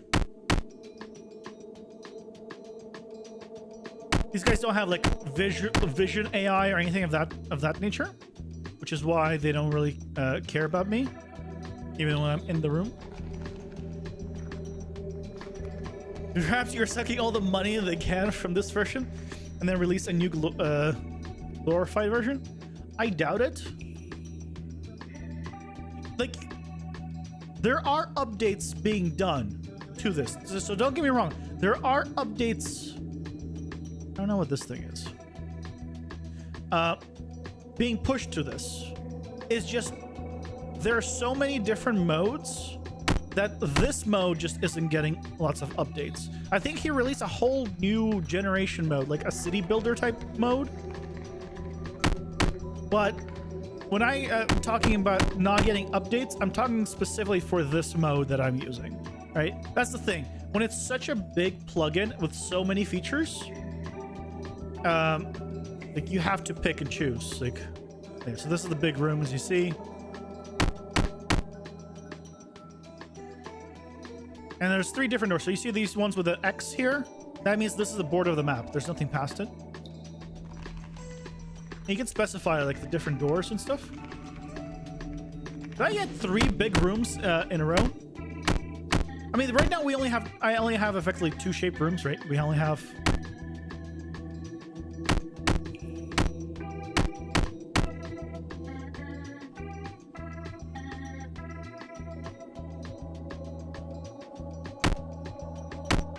You'd think I would dodge or block, but I'm so bad with that in games.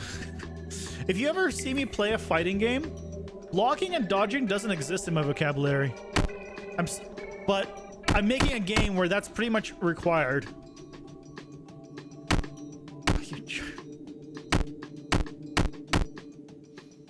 And I still don't do it.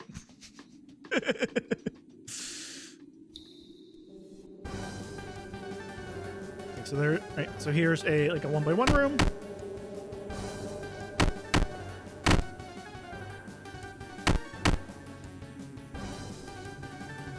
What's up? Oh, this is a 2x2 room.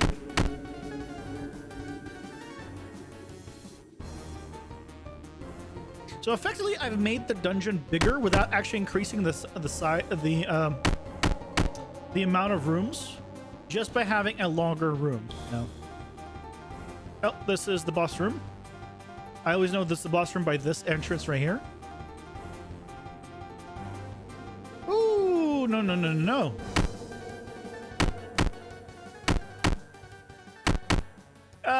Killed me.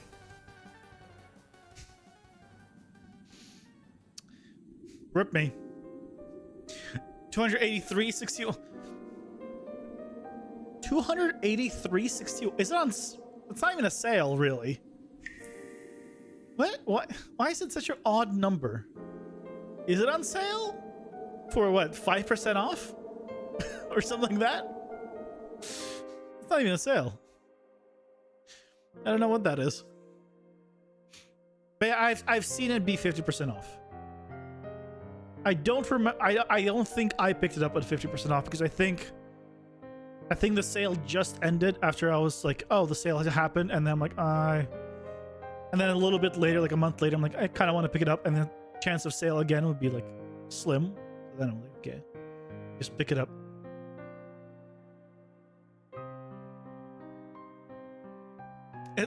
Is on sale right now. Oh, it's in New Zealand dollars. Okay. Hold on. NZD to USD. 283.61. Okay, so it's almost 50% off right now, or about 50% off right now. So yeah, so this is what if you were considering to ever buy it, this would probably be around the time when you would buy it.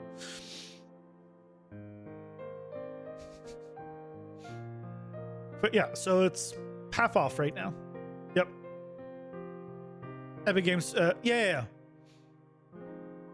I know. Like but right when you send just here's a dollar sign, right? Just dollar symbol. I assume it's just gonna be dollars, because how would I know otherwise? They don't put your currency automatically next to your name. That would be weird. Let's make another quick one. Let's make another. I want to make a 2x2 room.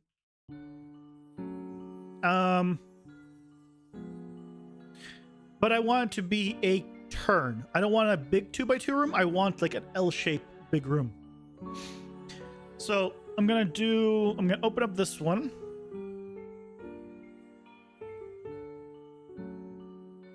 And I'm gonna make this 2x2. And I'm going to do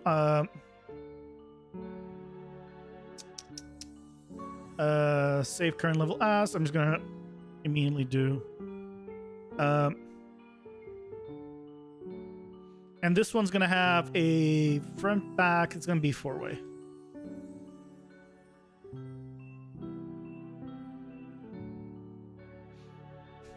Oh no, you don't worry. That's all on me. I was the one who was assuming. I'm the guy who's making an ass of you and me, not you. You're fine.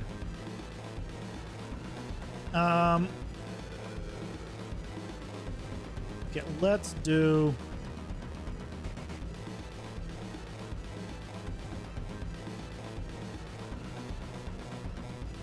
From top view? Let's go from top view.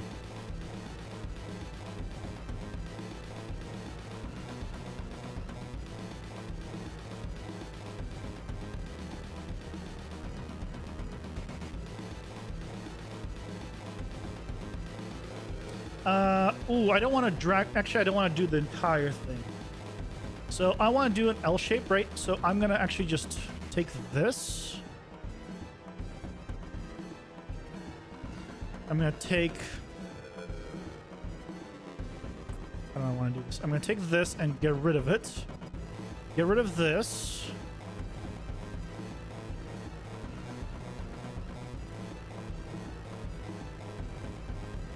There's a little bit of a hole here.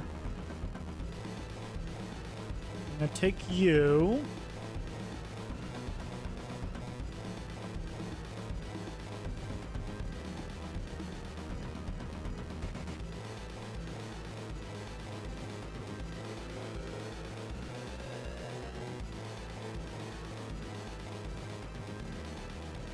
And let's take you.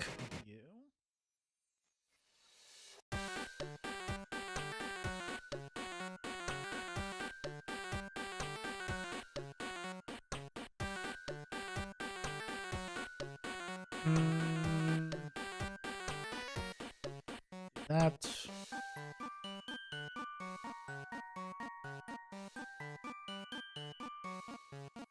Alright, so effectively we're gonna make this L shape or corner shape room.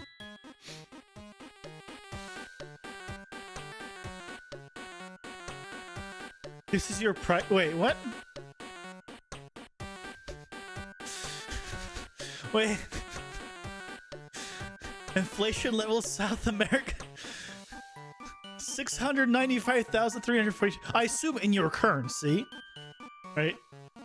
I mean, that's not. Is that as bad? That is. Wait, is that worth? Is your currency less than a yen? Like a Japanese yen? I think at that conversion rate, is that less than a Japanese yen? Because that's also a really bad conversion rate. Because I think it used to be $100 per Japanese yen. But I think these days it's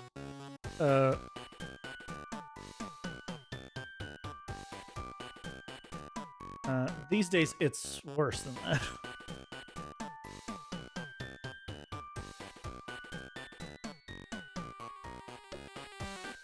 It's like 130 or 140, I think, to the dollar.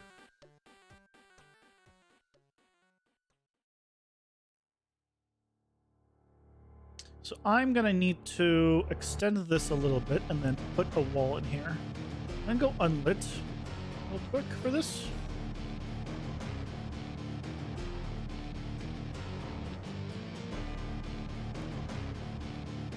Make this a little bit bigger. Scooch it over, and I'm gonna take this.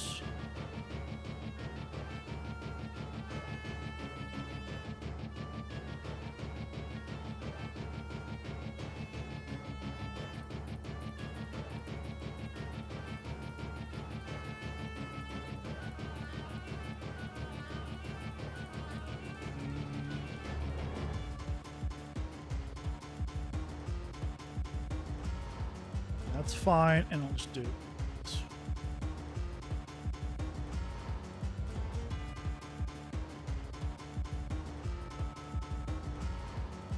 Ta-da!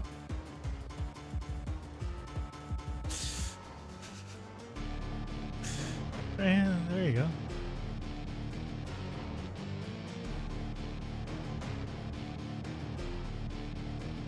This should be one. Turn this on and snap this into place.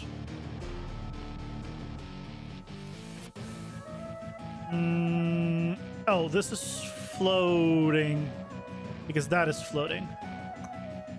So I need something below it. Okay.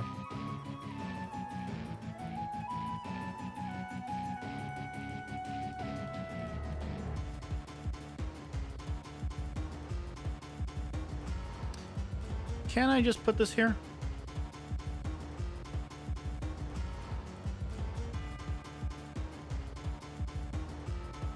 Yeah, I think I can.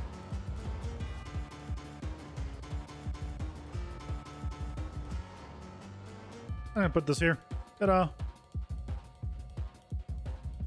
And then I'll just take these pillars, move them down.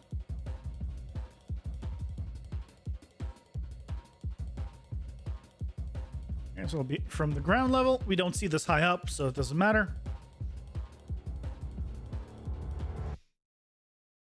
$1 is 25. Wow. So it is weaker than the yen. Holy crap. By considerable amount.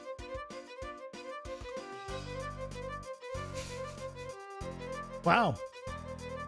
Yeah, I've been thinking about that actually. Like somewhat recently. I'm like, inflation will always continue to go up, right? Just always, because that's just how economy works. Just over time, you know, whether by 1% a year, 2%, it doesn't matter what percent, it will just always continue. So at some point, is everyone just throwing trillions of dollars? That's just going to be the currency, or is there ever going to be like a somehow they reset it? Because I feel like there should be a kind of reset where it's like, okay, your currency, let's make a new currency.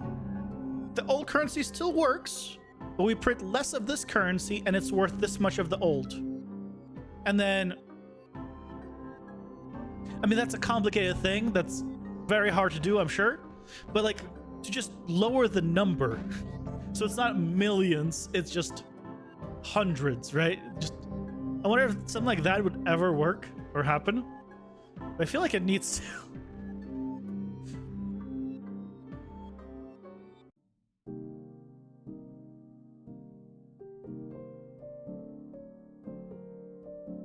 I don't know. Maybe it's just me. Oh yeah, so like this right here is what I'm talking about. So, oh, now it snaps. Let's do this. I'll just extend these. There we go.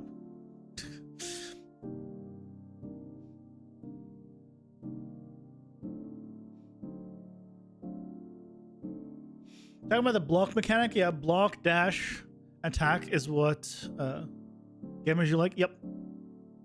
I have blocks, I have dashes, and I have attacks. So I'm pretty good. Is there a issue between gold and the value of the money in respect to the gold? Yeah, but you can specify, like, you can like customize that yourself.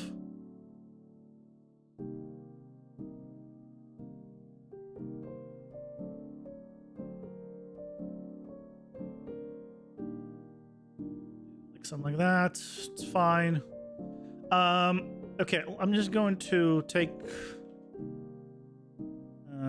this. Place it there. Looks good.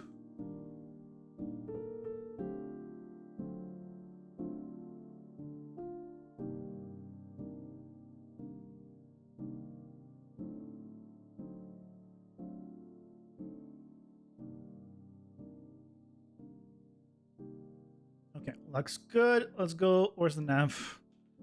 Nav mesh bounds volume.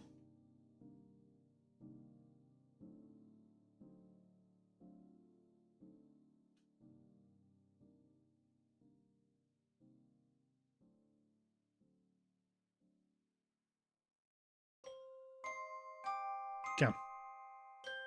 And the bounds volume is a little bit inside, so they don't go between rooms.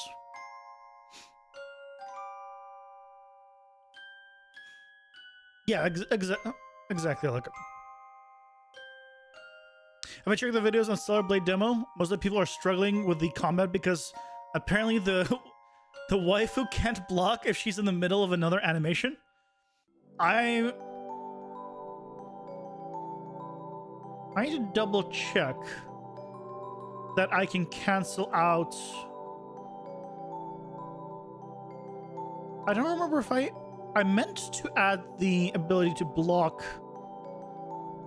You can, right now, I know you can dash out of an animation. If you're mid-animation, you can dash out of it. So you can do the roll, which gives you invulnerability frames. So you can animation cancel with that. I don't remember if I added it for the blocking. I don't think I did. But you can definitely dash, you can definitely roll out of the way. Okay, let's just go with this for now. So I'm gonna add, so the door will be,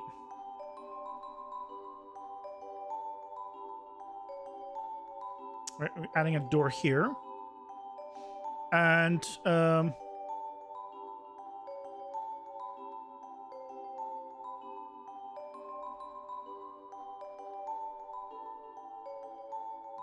let's move these. Let's add these rather.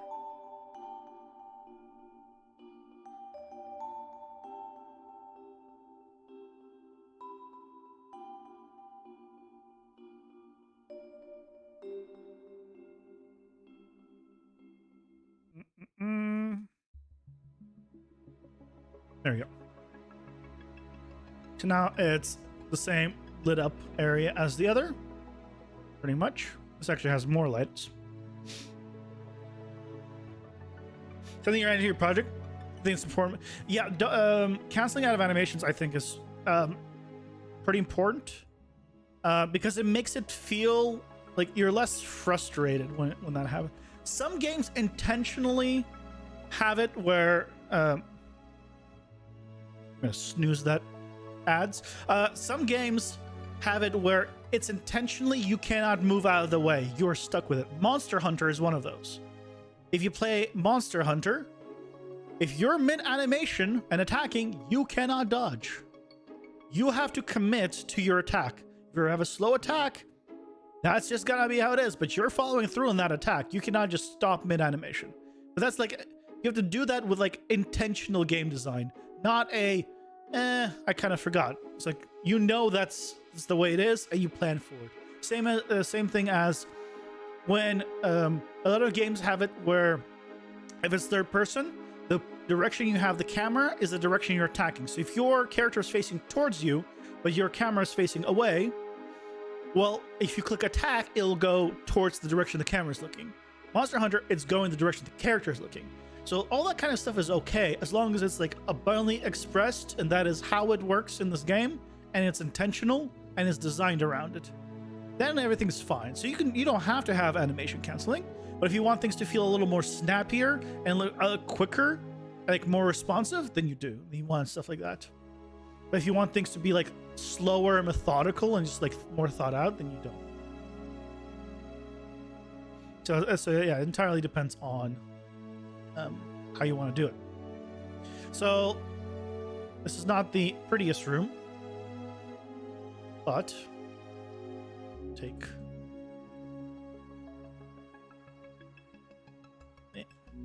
you. I'm just gonna, there you go.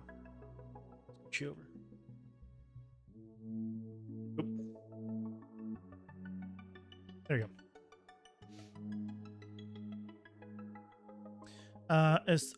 I also need to adjust.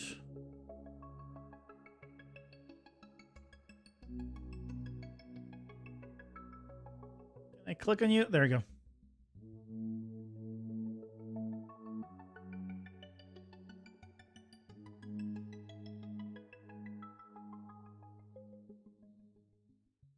There you go. Monster Hunter and all Souls-like games, yeah. I don't think it's a bad thing, but apparently most people. Well, yeah, it's always personal preference. You're never gonna make any game or anything that's gonna please everyone. Not possible. You just gotta have to like, does it please you? Yes, great. That's the main thing, because if you don't like it, then you can't expect anyone else to like it. But as long as you like it, that means there's gonna be other people like you that will also like it. That's the way I see it. But you first have to like it yourself. Don't change your mechanics because of someone else if you don't like the mechanics that you're going to be changing them to. I need to forget. I'm going to copy this monster spawn locations all over the place here.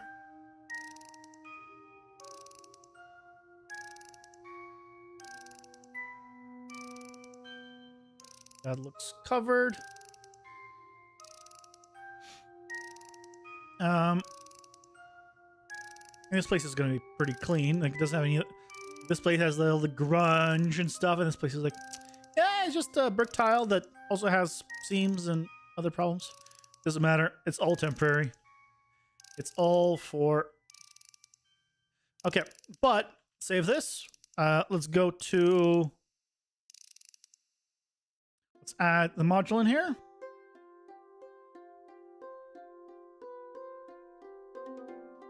Bam. Build. Save. And if I go to graph. Oh, I need to rehook up. Oh. Now I'm setting your nav mesh. You have a question about it? Sure. I don't know if I'll be able to specifically answer it, but sure. What's the question about the nav mesh? Because I don't have any settings set up for it. There you go. Why did it not build?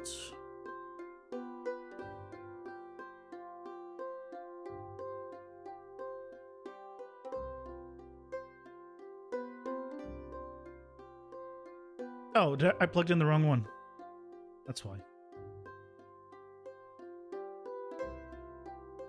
Yeah, I plugged in the wrong one. Now if I click build, there you go. So there it is. So it's now from the spawn room. Look at that. I have these. So, but there's too many. There's too many large rooms and too many of those. So let's change the ratio of these. So I'm gonna do like 0.4%, like 40% chance for the corner one, and for the long one, 50% chance.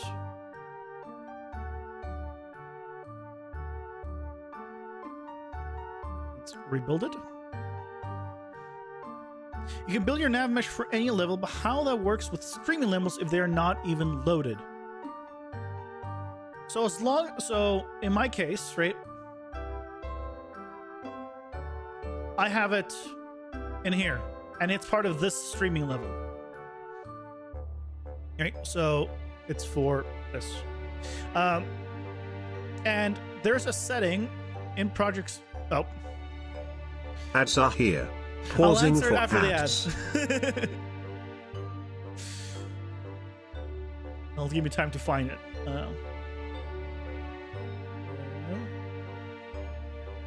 There's a setting that is important.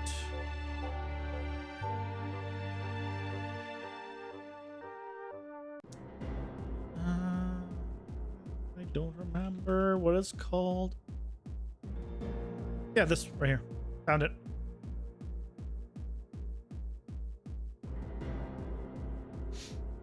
Yes. I'll answer it once ads are done too. So by default, it's on static. And you want to set it to dynamic. Very important. Very, very important. Otherwise, it will not regenerate. It will not work without it.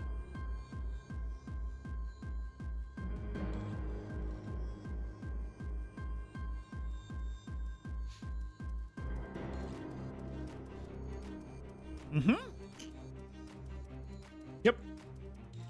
We'll just generate them dynamically. Basically.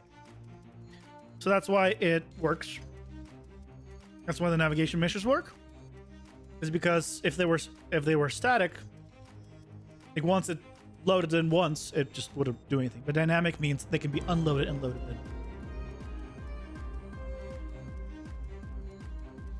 in. I'll explain also once the ads are done more. So everybody, nobody misses anything on Twitch. And everyone else. Well, I guess not everywhere else. It's literally only on Twitch. Because only ads. Okay, ads are done. So yeah, for the navigation mesh, if you want to work dynamically where you load and unload it, in the project settings, runtime generation has to be on dynamic. It cannot be on static. And this, you can hover over it. It says fully dynamic, supports geometry changes along with navigation modifiers. And basically, you're modifying the navigation. That's what you're doing. By loading and unloading your navigation, you're modifying it dynamically. And so this is very important. Without it, none of your characters will move. Like, you will load the level with the navigation volume, but they just won't move.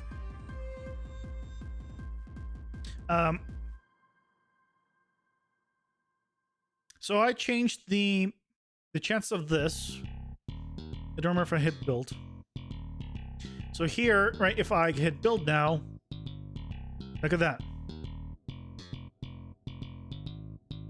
So we are getting one large room. Where is so the start is here. And then we're getting a couple large rooms and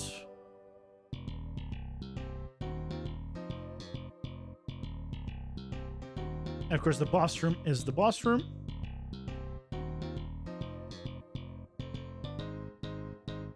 Yeah, look at that. That seems like a good range of small rooms and large rooms.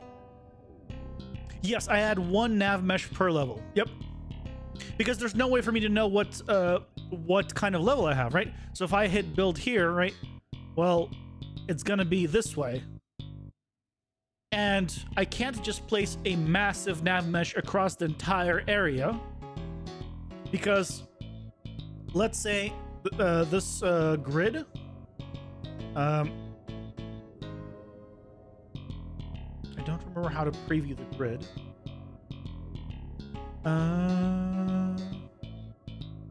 There's a way to preview the grid. But anyway, doesn't matter. Basically, let's say my grid right now is 20 by 20, right? But here it is 1, 2, 3, 4, 5, 6, 7. So I'm using a 7 wide area here and what, like 2, The 1, 3, 4, yeah, 6, 7. So 2, 4, 6, 8 here. Out of a 20 by 20 area, I'm using a 7 by 8. Well, I don't want to have a navigation that's 20 by 20, just because might generate that way. And also, I might not want certain areas to have navigation, and I can't control it if I have one large navigation volume. Maybe I don't want them to go on a certain ledge or whatnot. So, yeah, it's the way it is. Oh, thank you so much for stopping by, Holy Crap. It's been a pleasure. Hope you have a lovely rest of your evening. Or day, depending on your time zone. Evening, night, morning, applesauce, you know. Whatever you feel like. But okay, so now we have this. This seems like a good randomization.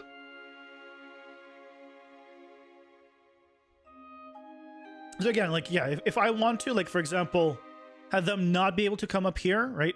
I would want to be able to control that. So if I go to now my main menu and we start playing,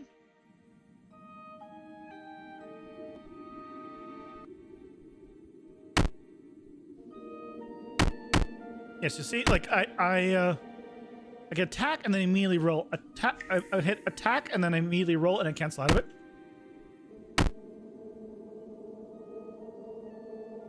I can't, so I cannot go into a block mid-attack at the current moment. But I can go into a dodge. And I might keep it that way. Oh. I'll think about it. Because currently a block doesn't prevent all damage. A block currently halves your damage that you take. So if I want to take no damage, I'd want to roll.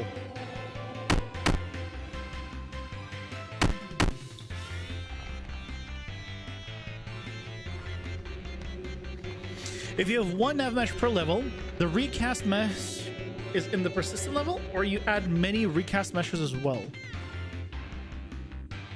There is nothing. I don't think I'm using the recast mesh at all right now. I think I'm currently just using default.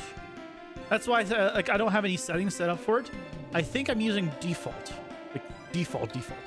Oh, here's the new room that we made.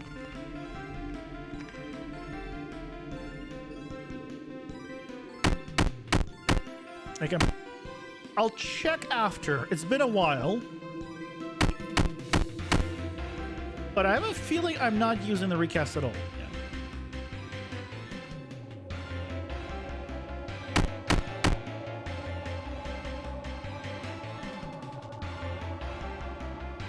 I think there's an option for me to change the scaling based on room size, and I'm gonna need to do that.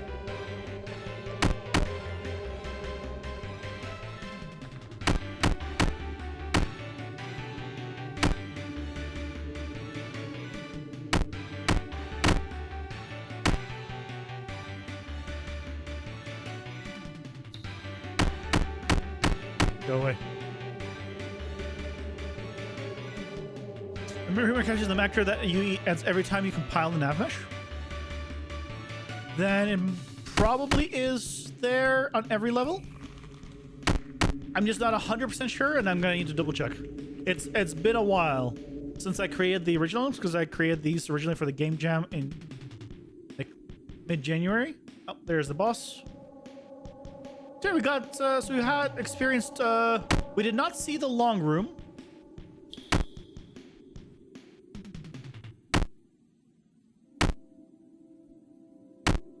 Ooh.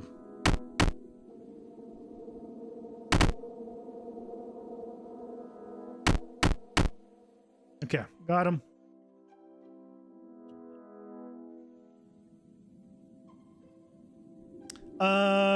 That score was not what I had. That's also something I need to address at some point. I guess that got broken at some point? Okay, let's take a look. So here, if I search nav, yep, there's the recast nav mesh. Yep. So each one has its own. Each level has its own. Now, if you're going to ask me whether they all work for their own level, considering they all have the same settings, I couldn't tell you. I have not tweaked this at all. But I have so I don't know yet how that works. That will be an experiment for another time. Because I know this is where you change like the angles and the tile, the tile size and all that. Right.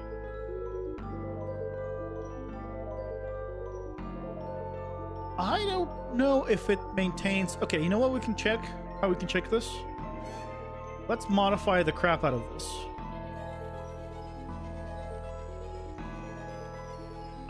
And make it so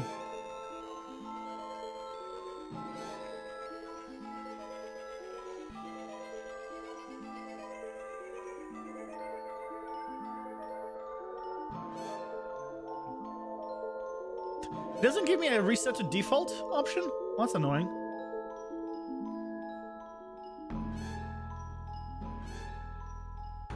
Wait. Why did it go away? There we go.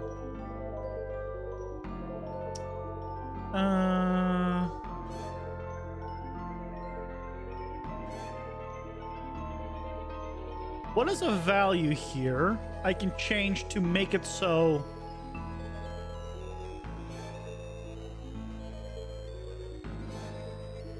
it's been like I rarely play with this, just because I don't need to. Let's just do drawing. No, I don't care about that. Not this. I don't care about the drawing.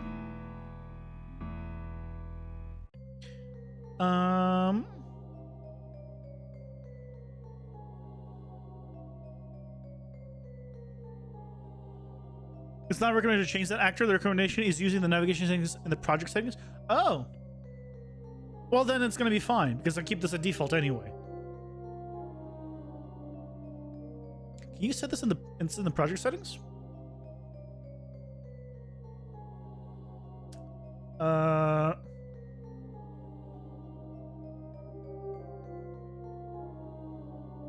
It's probably gonna be engine navigation mesh. Just here. Oh, here's all the settings. Yep. Okay. Yeah. So then it'll be fine because all of these will follow this, right? And then it's all fine.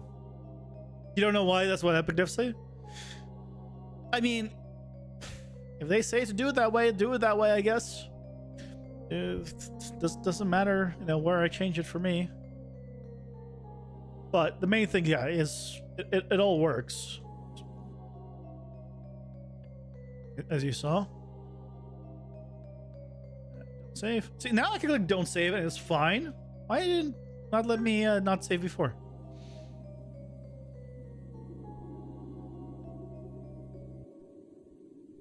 You should not be able to jump as far as you do. But this is like the new one, right, that we made. Oh, I wanted to real quick. I wanted to change I think I can on the spawn enemies have linear difficulty, which is fine. Is there a size minimum?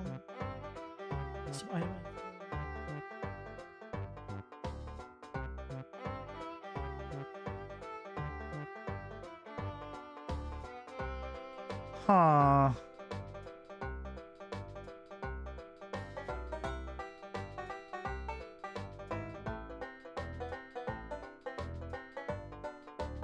You know what I need to do? I know what I need to do. For it to spawn more in larger rooms, I would need to just give it more tags. I could tag the room under a different name, have the path be multiple categories, like large room. So let's actually just quickly experiment with that. I'm gonna come here, and this 2x2, I'm just call this large room. Build, and then create main path. I'm gonna say room and large room, and create path is gonna be room and large room, room and large room. So if I click on result, if I click build, let me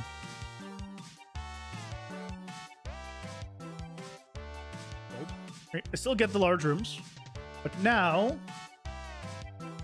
I'm gonna duplicate this.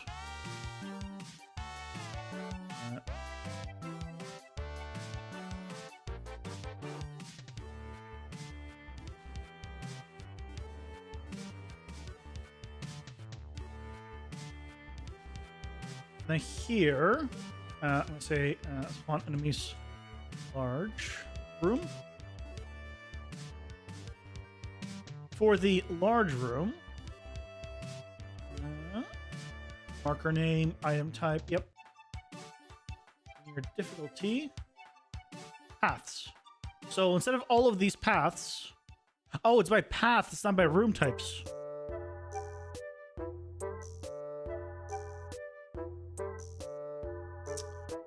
No, that's not gonna work then.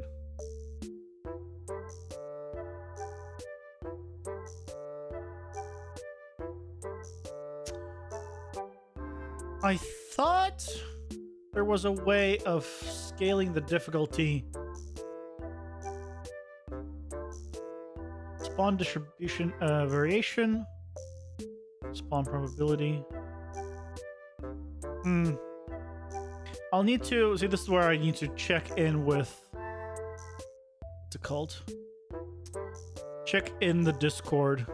Check on their Discord how to spawn more enemies on larger rooms.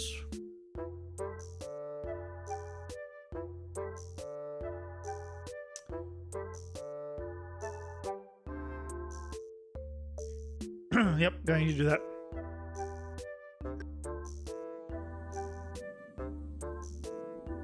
Like, there is documentation for this, but it needs updating. Oh, this is a dead end. Yeah, they're jumping way too far. They're jumping way too far. Oh, big room to big room.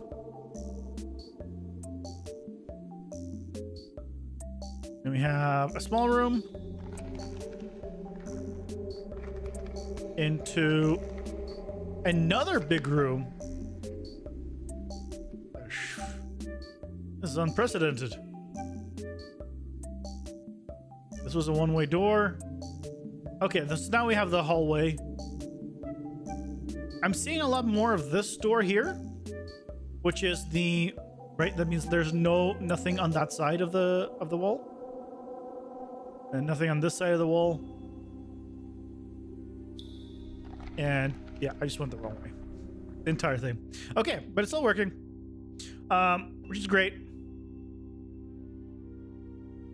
It is 2.5 hours. Okay. Let me go and let's make that shield be instantaneous. Or let me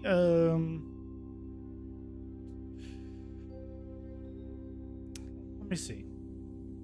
If I'm attacking, do I want to... Yeah, I kind of do want to have the shield also be where I can block. So let's do that. Let's set up where I can block also when...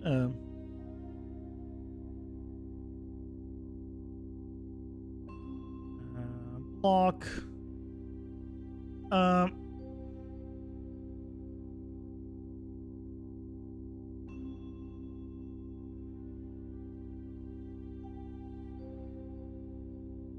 So I need to, for blocking, I think I just need to get an instance.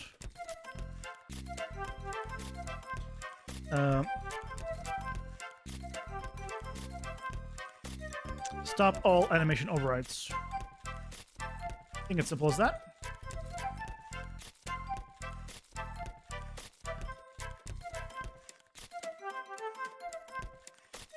So now,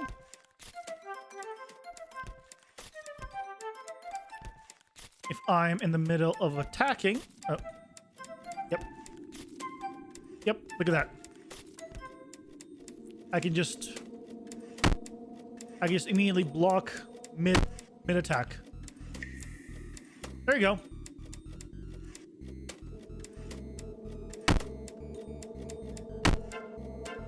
So I can animation cancel now, effectively, with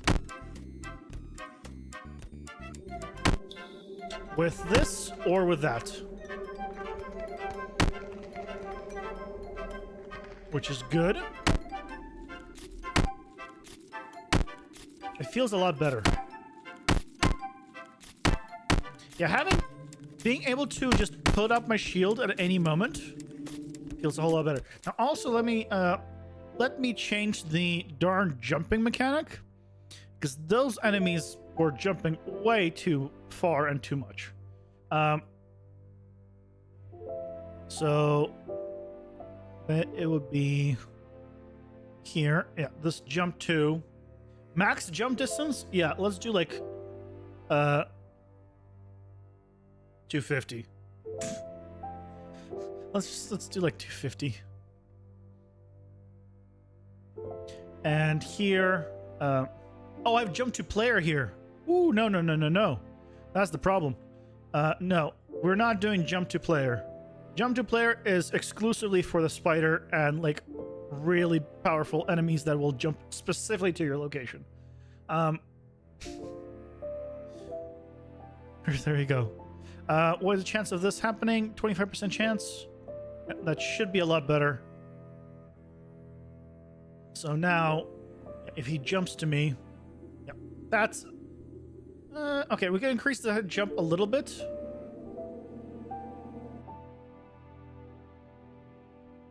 Let's do like 300 then. Oh, you know what it is? It's not that the range here was too big. I bet 400 is fine.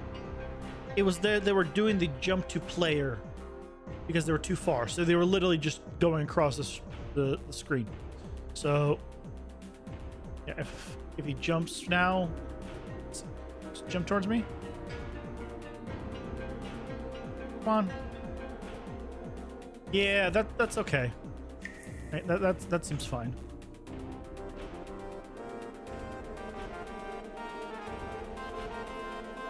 Yeah, that seems fine. The actual like jump to player functionality is reserved like for these guys, where they can jump like literally to my location and not just like towards me. And when I say to my location, I mean like if I keep going in a certain direction, is predicting where I'm going to go and then going to that location.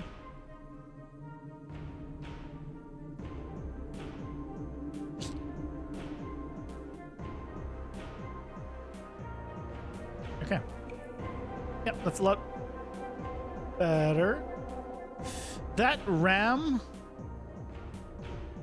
I'm gonna need to adjust that RAM to either knock up enemies or have it stop at enemies. That's for later. Because currently, because I'm using a force move mechanic effectively, it does that. Oh, speaking of that attack, open up that ramming attack.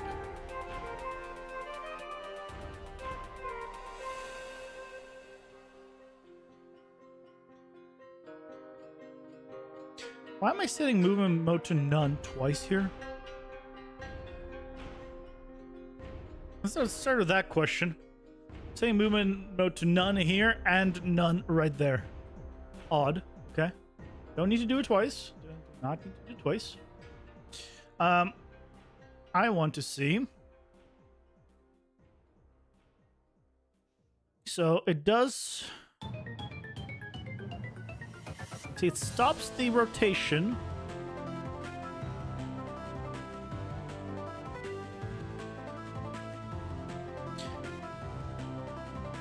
it should stop the rotation here. I'm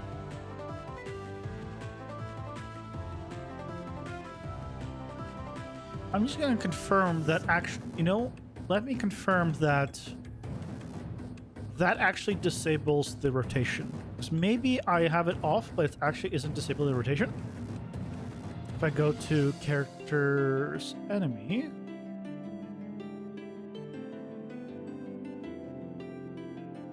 if I turn this off,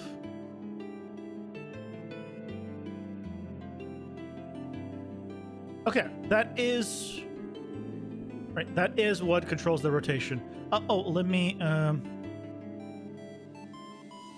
add an arrow to him.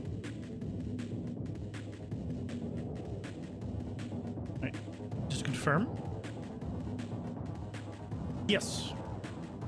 So that is working.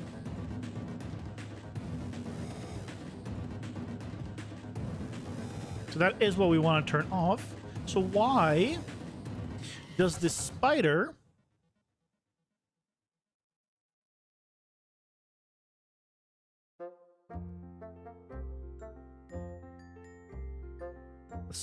stops turning?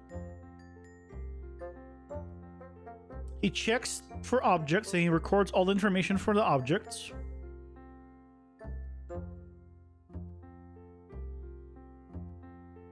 For world static.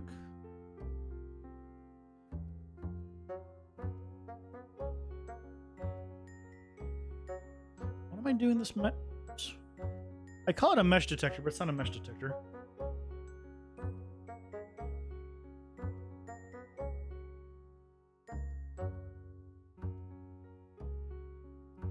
So you should not be rotating during this.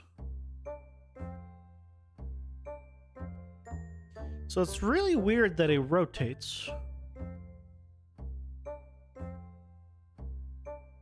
Oh, you know what it is? I think I know what it is. During this ramming attack, he should not be able to do any kind of hit reactions. I bet it's because I occasionally do like an attack on him, which plays the idle, which adjusts. Well, no, I don't do it. Last time he did it, I rolled. I didn't even attack. But I should still, if he's in the middle of ramming, it should not play hit reactions. So let's actually do that. Because that's going to be on everyone.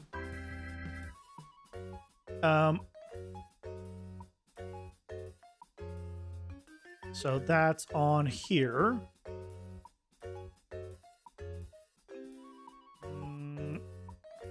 Let's knock back up. Now, still cooldown.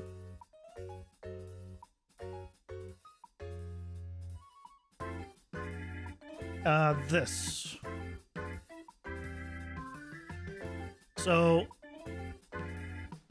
just comment this out. I should move this over first.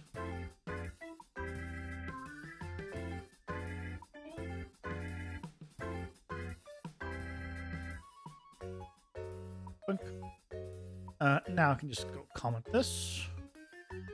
This is the stun reaction. So what I want to do is, if action block is true, he ignores, or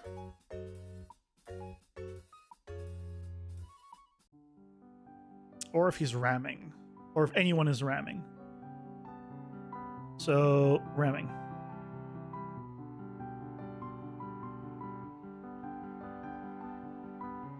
This way, he does not play his reaction on getting hit, which might be what is causing it. Either way, like during this whole like ramming debacle, like when he's like charging at someone, right? I don't want to like. I would be like, it's charging. You hit it, and he does like the he got hit animation mid charge, and breaks his stuff. So that should fix it. Which is good. I actually, let me go to Can Act. I forget this one. Has any tags. This is the one I should do. Has any tags. This is the one I should be using. And then I can do promote to local variable. Oh, ads. Ads are here. Pausing for ads. Okay. Give it a moment. Yeah, I whenever I do the has tags multiple, I should be using has any tag, because that does the or, because that's all I need.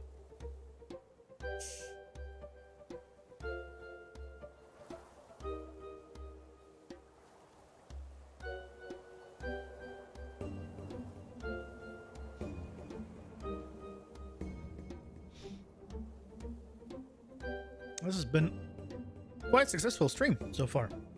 Getting things accomplished. Think of what we're gonna do next. The combat is kind of in a, minus some bug fixing. Combat's a good place, but I don't want to spend like a whole stream doing bug fixes. I might go to the next character. Start working on the next character tomorrow, unless I can think of something else. Because mechanically, I also want to set up the weapon system. Because we're going to have different weapons, and so I'm going to need to migrate everything to have like a weapon system where it depends on what you pick up. Which means I'm going to need to have like a no weapon equipped tag.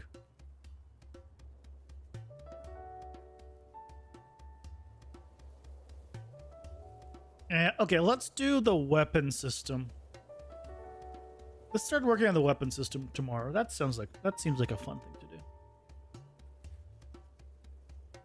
Okay, this is done. So here on the can be stunned, maybe just add the same stuff as before, ramming. And instead of this, we just have that. I don't recommend doing this in the event graph, but here, where we have local variables, this is perfect. So now that should fix the idle animation for playing, which is good. I mean, the hit animation for playing. I kind of want to also clean this up. I'm gonna put put this all in a sequence node, and let's clean this up a little. This is just a big long line, and that's just messy. So I'm gonna put this. It's gonna be our stun section. So I'm gonna do this. It's gonna be our first section.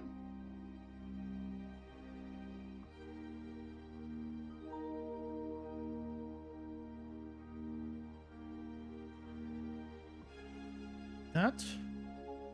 Remove you.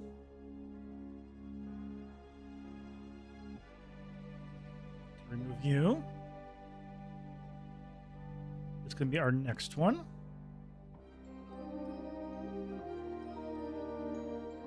Yep, so then we have the stun reaction. This is the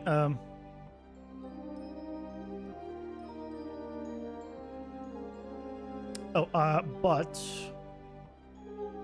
this whole thing needs to be, this whole check has to go up here though. This still needs to happen here. We don't even want to go in here if this is false. That could have been bad. Caught it. Good. Okay, then right. So we do the. So this is stun. Starts on cooldown, and this is. I just stun events. Tags. Events.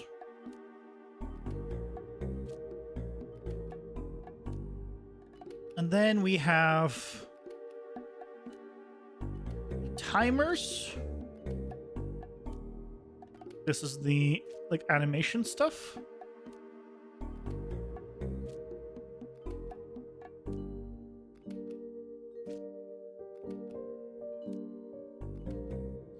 Stun shake. Come on.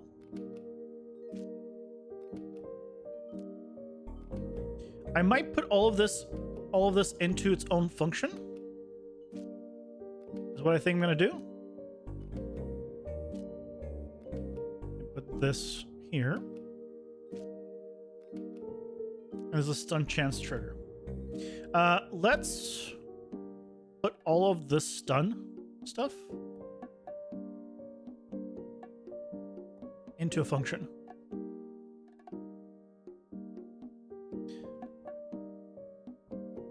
Execute stun.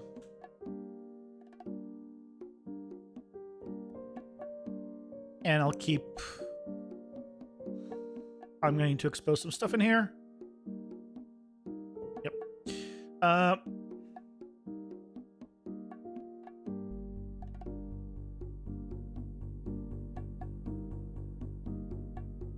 don't know. This one I can promote to local variable in here called can be stunned. And again, it's going to be if he's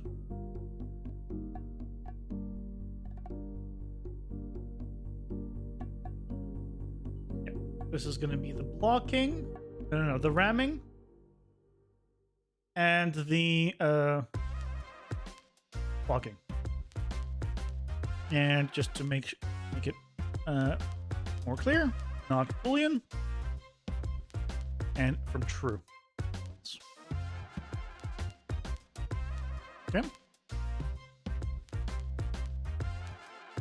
Then we have this, which is stun chance triggered.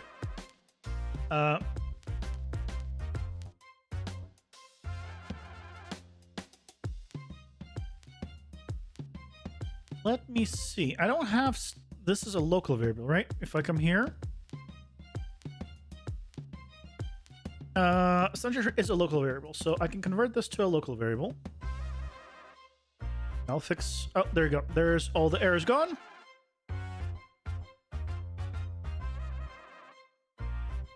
So theoretically, that should be good.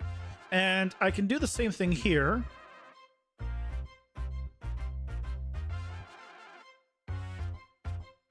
And I can collapse this to a function. Execute knockback. Knock up. / back.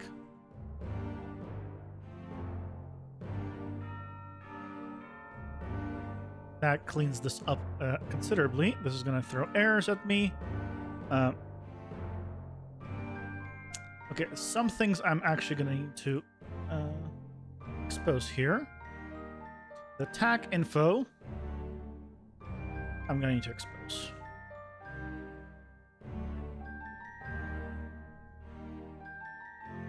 The damage dealer, I'm going to need to expose.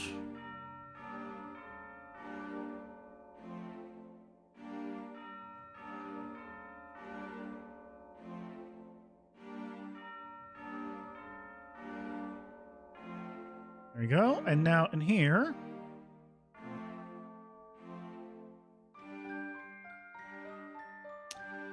damage dealer, and attack information. There we go. Doesn't that look a lot better? I think that works a lot better.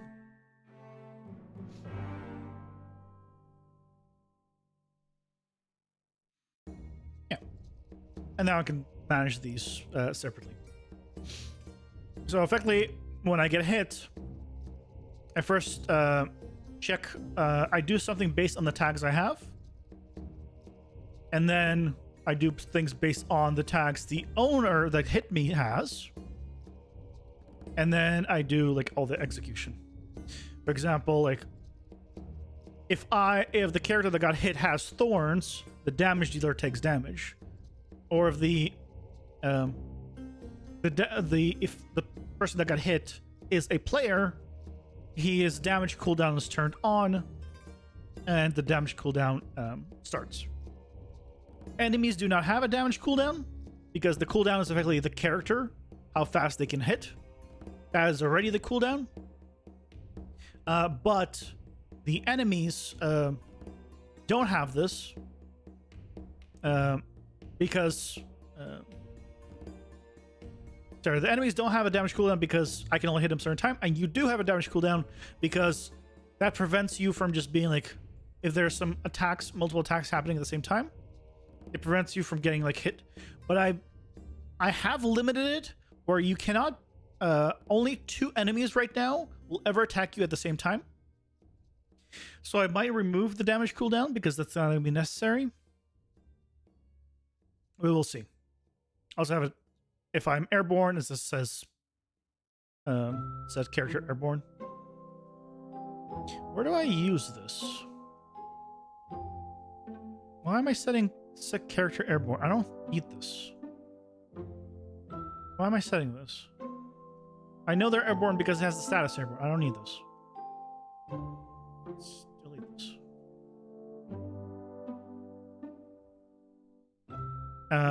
Okay. And now I can delete, like...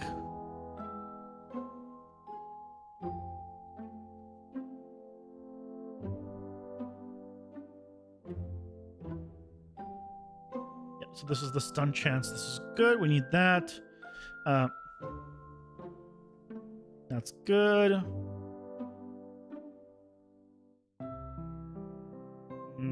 Can be stunned. Yep. Oh, can be stunned. We can remove. Okay. Awesome. So that's nice and cleaned up. Okay. So tomorrow I will start working on the weapon system. I'm gonna need... So what we're gonna do is, the idea behind this, right, is not only can you have power-ups, but they will the power-ups will affect the weapons. So maybe you have like a sword and shield, maybe you have a two-handed weapon, maybe you have something else, and your power-ups will modify the weapons. The weapons will act differently or have different attacks. But I need to have, like, the weapon I'm currently using, I need to now make it a weapon, and that weapon is what holds all the information for it, like its animations, its damage, it's stuff like that. So we're going to reset up everything to accommodate that. So it's going to be quite interesting, I think. But I think for tonight, I'm gonna call it here. Thank you guys so much for joining me today. I think it's been a successful update to this. I'm happy that we have now variation for that environment, even though it's temporary, right? All of it's temporary. It just visually seems it's less confusing when I'm running through it. I'm like, oh, this is the big room. I was just in here. I can tell it's not all squares. So with that, hope you guys have a fantastic evening, day, morning, pineapples, whatever you time zone you're in. And I'll see you guys next time. Take care. Bye.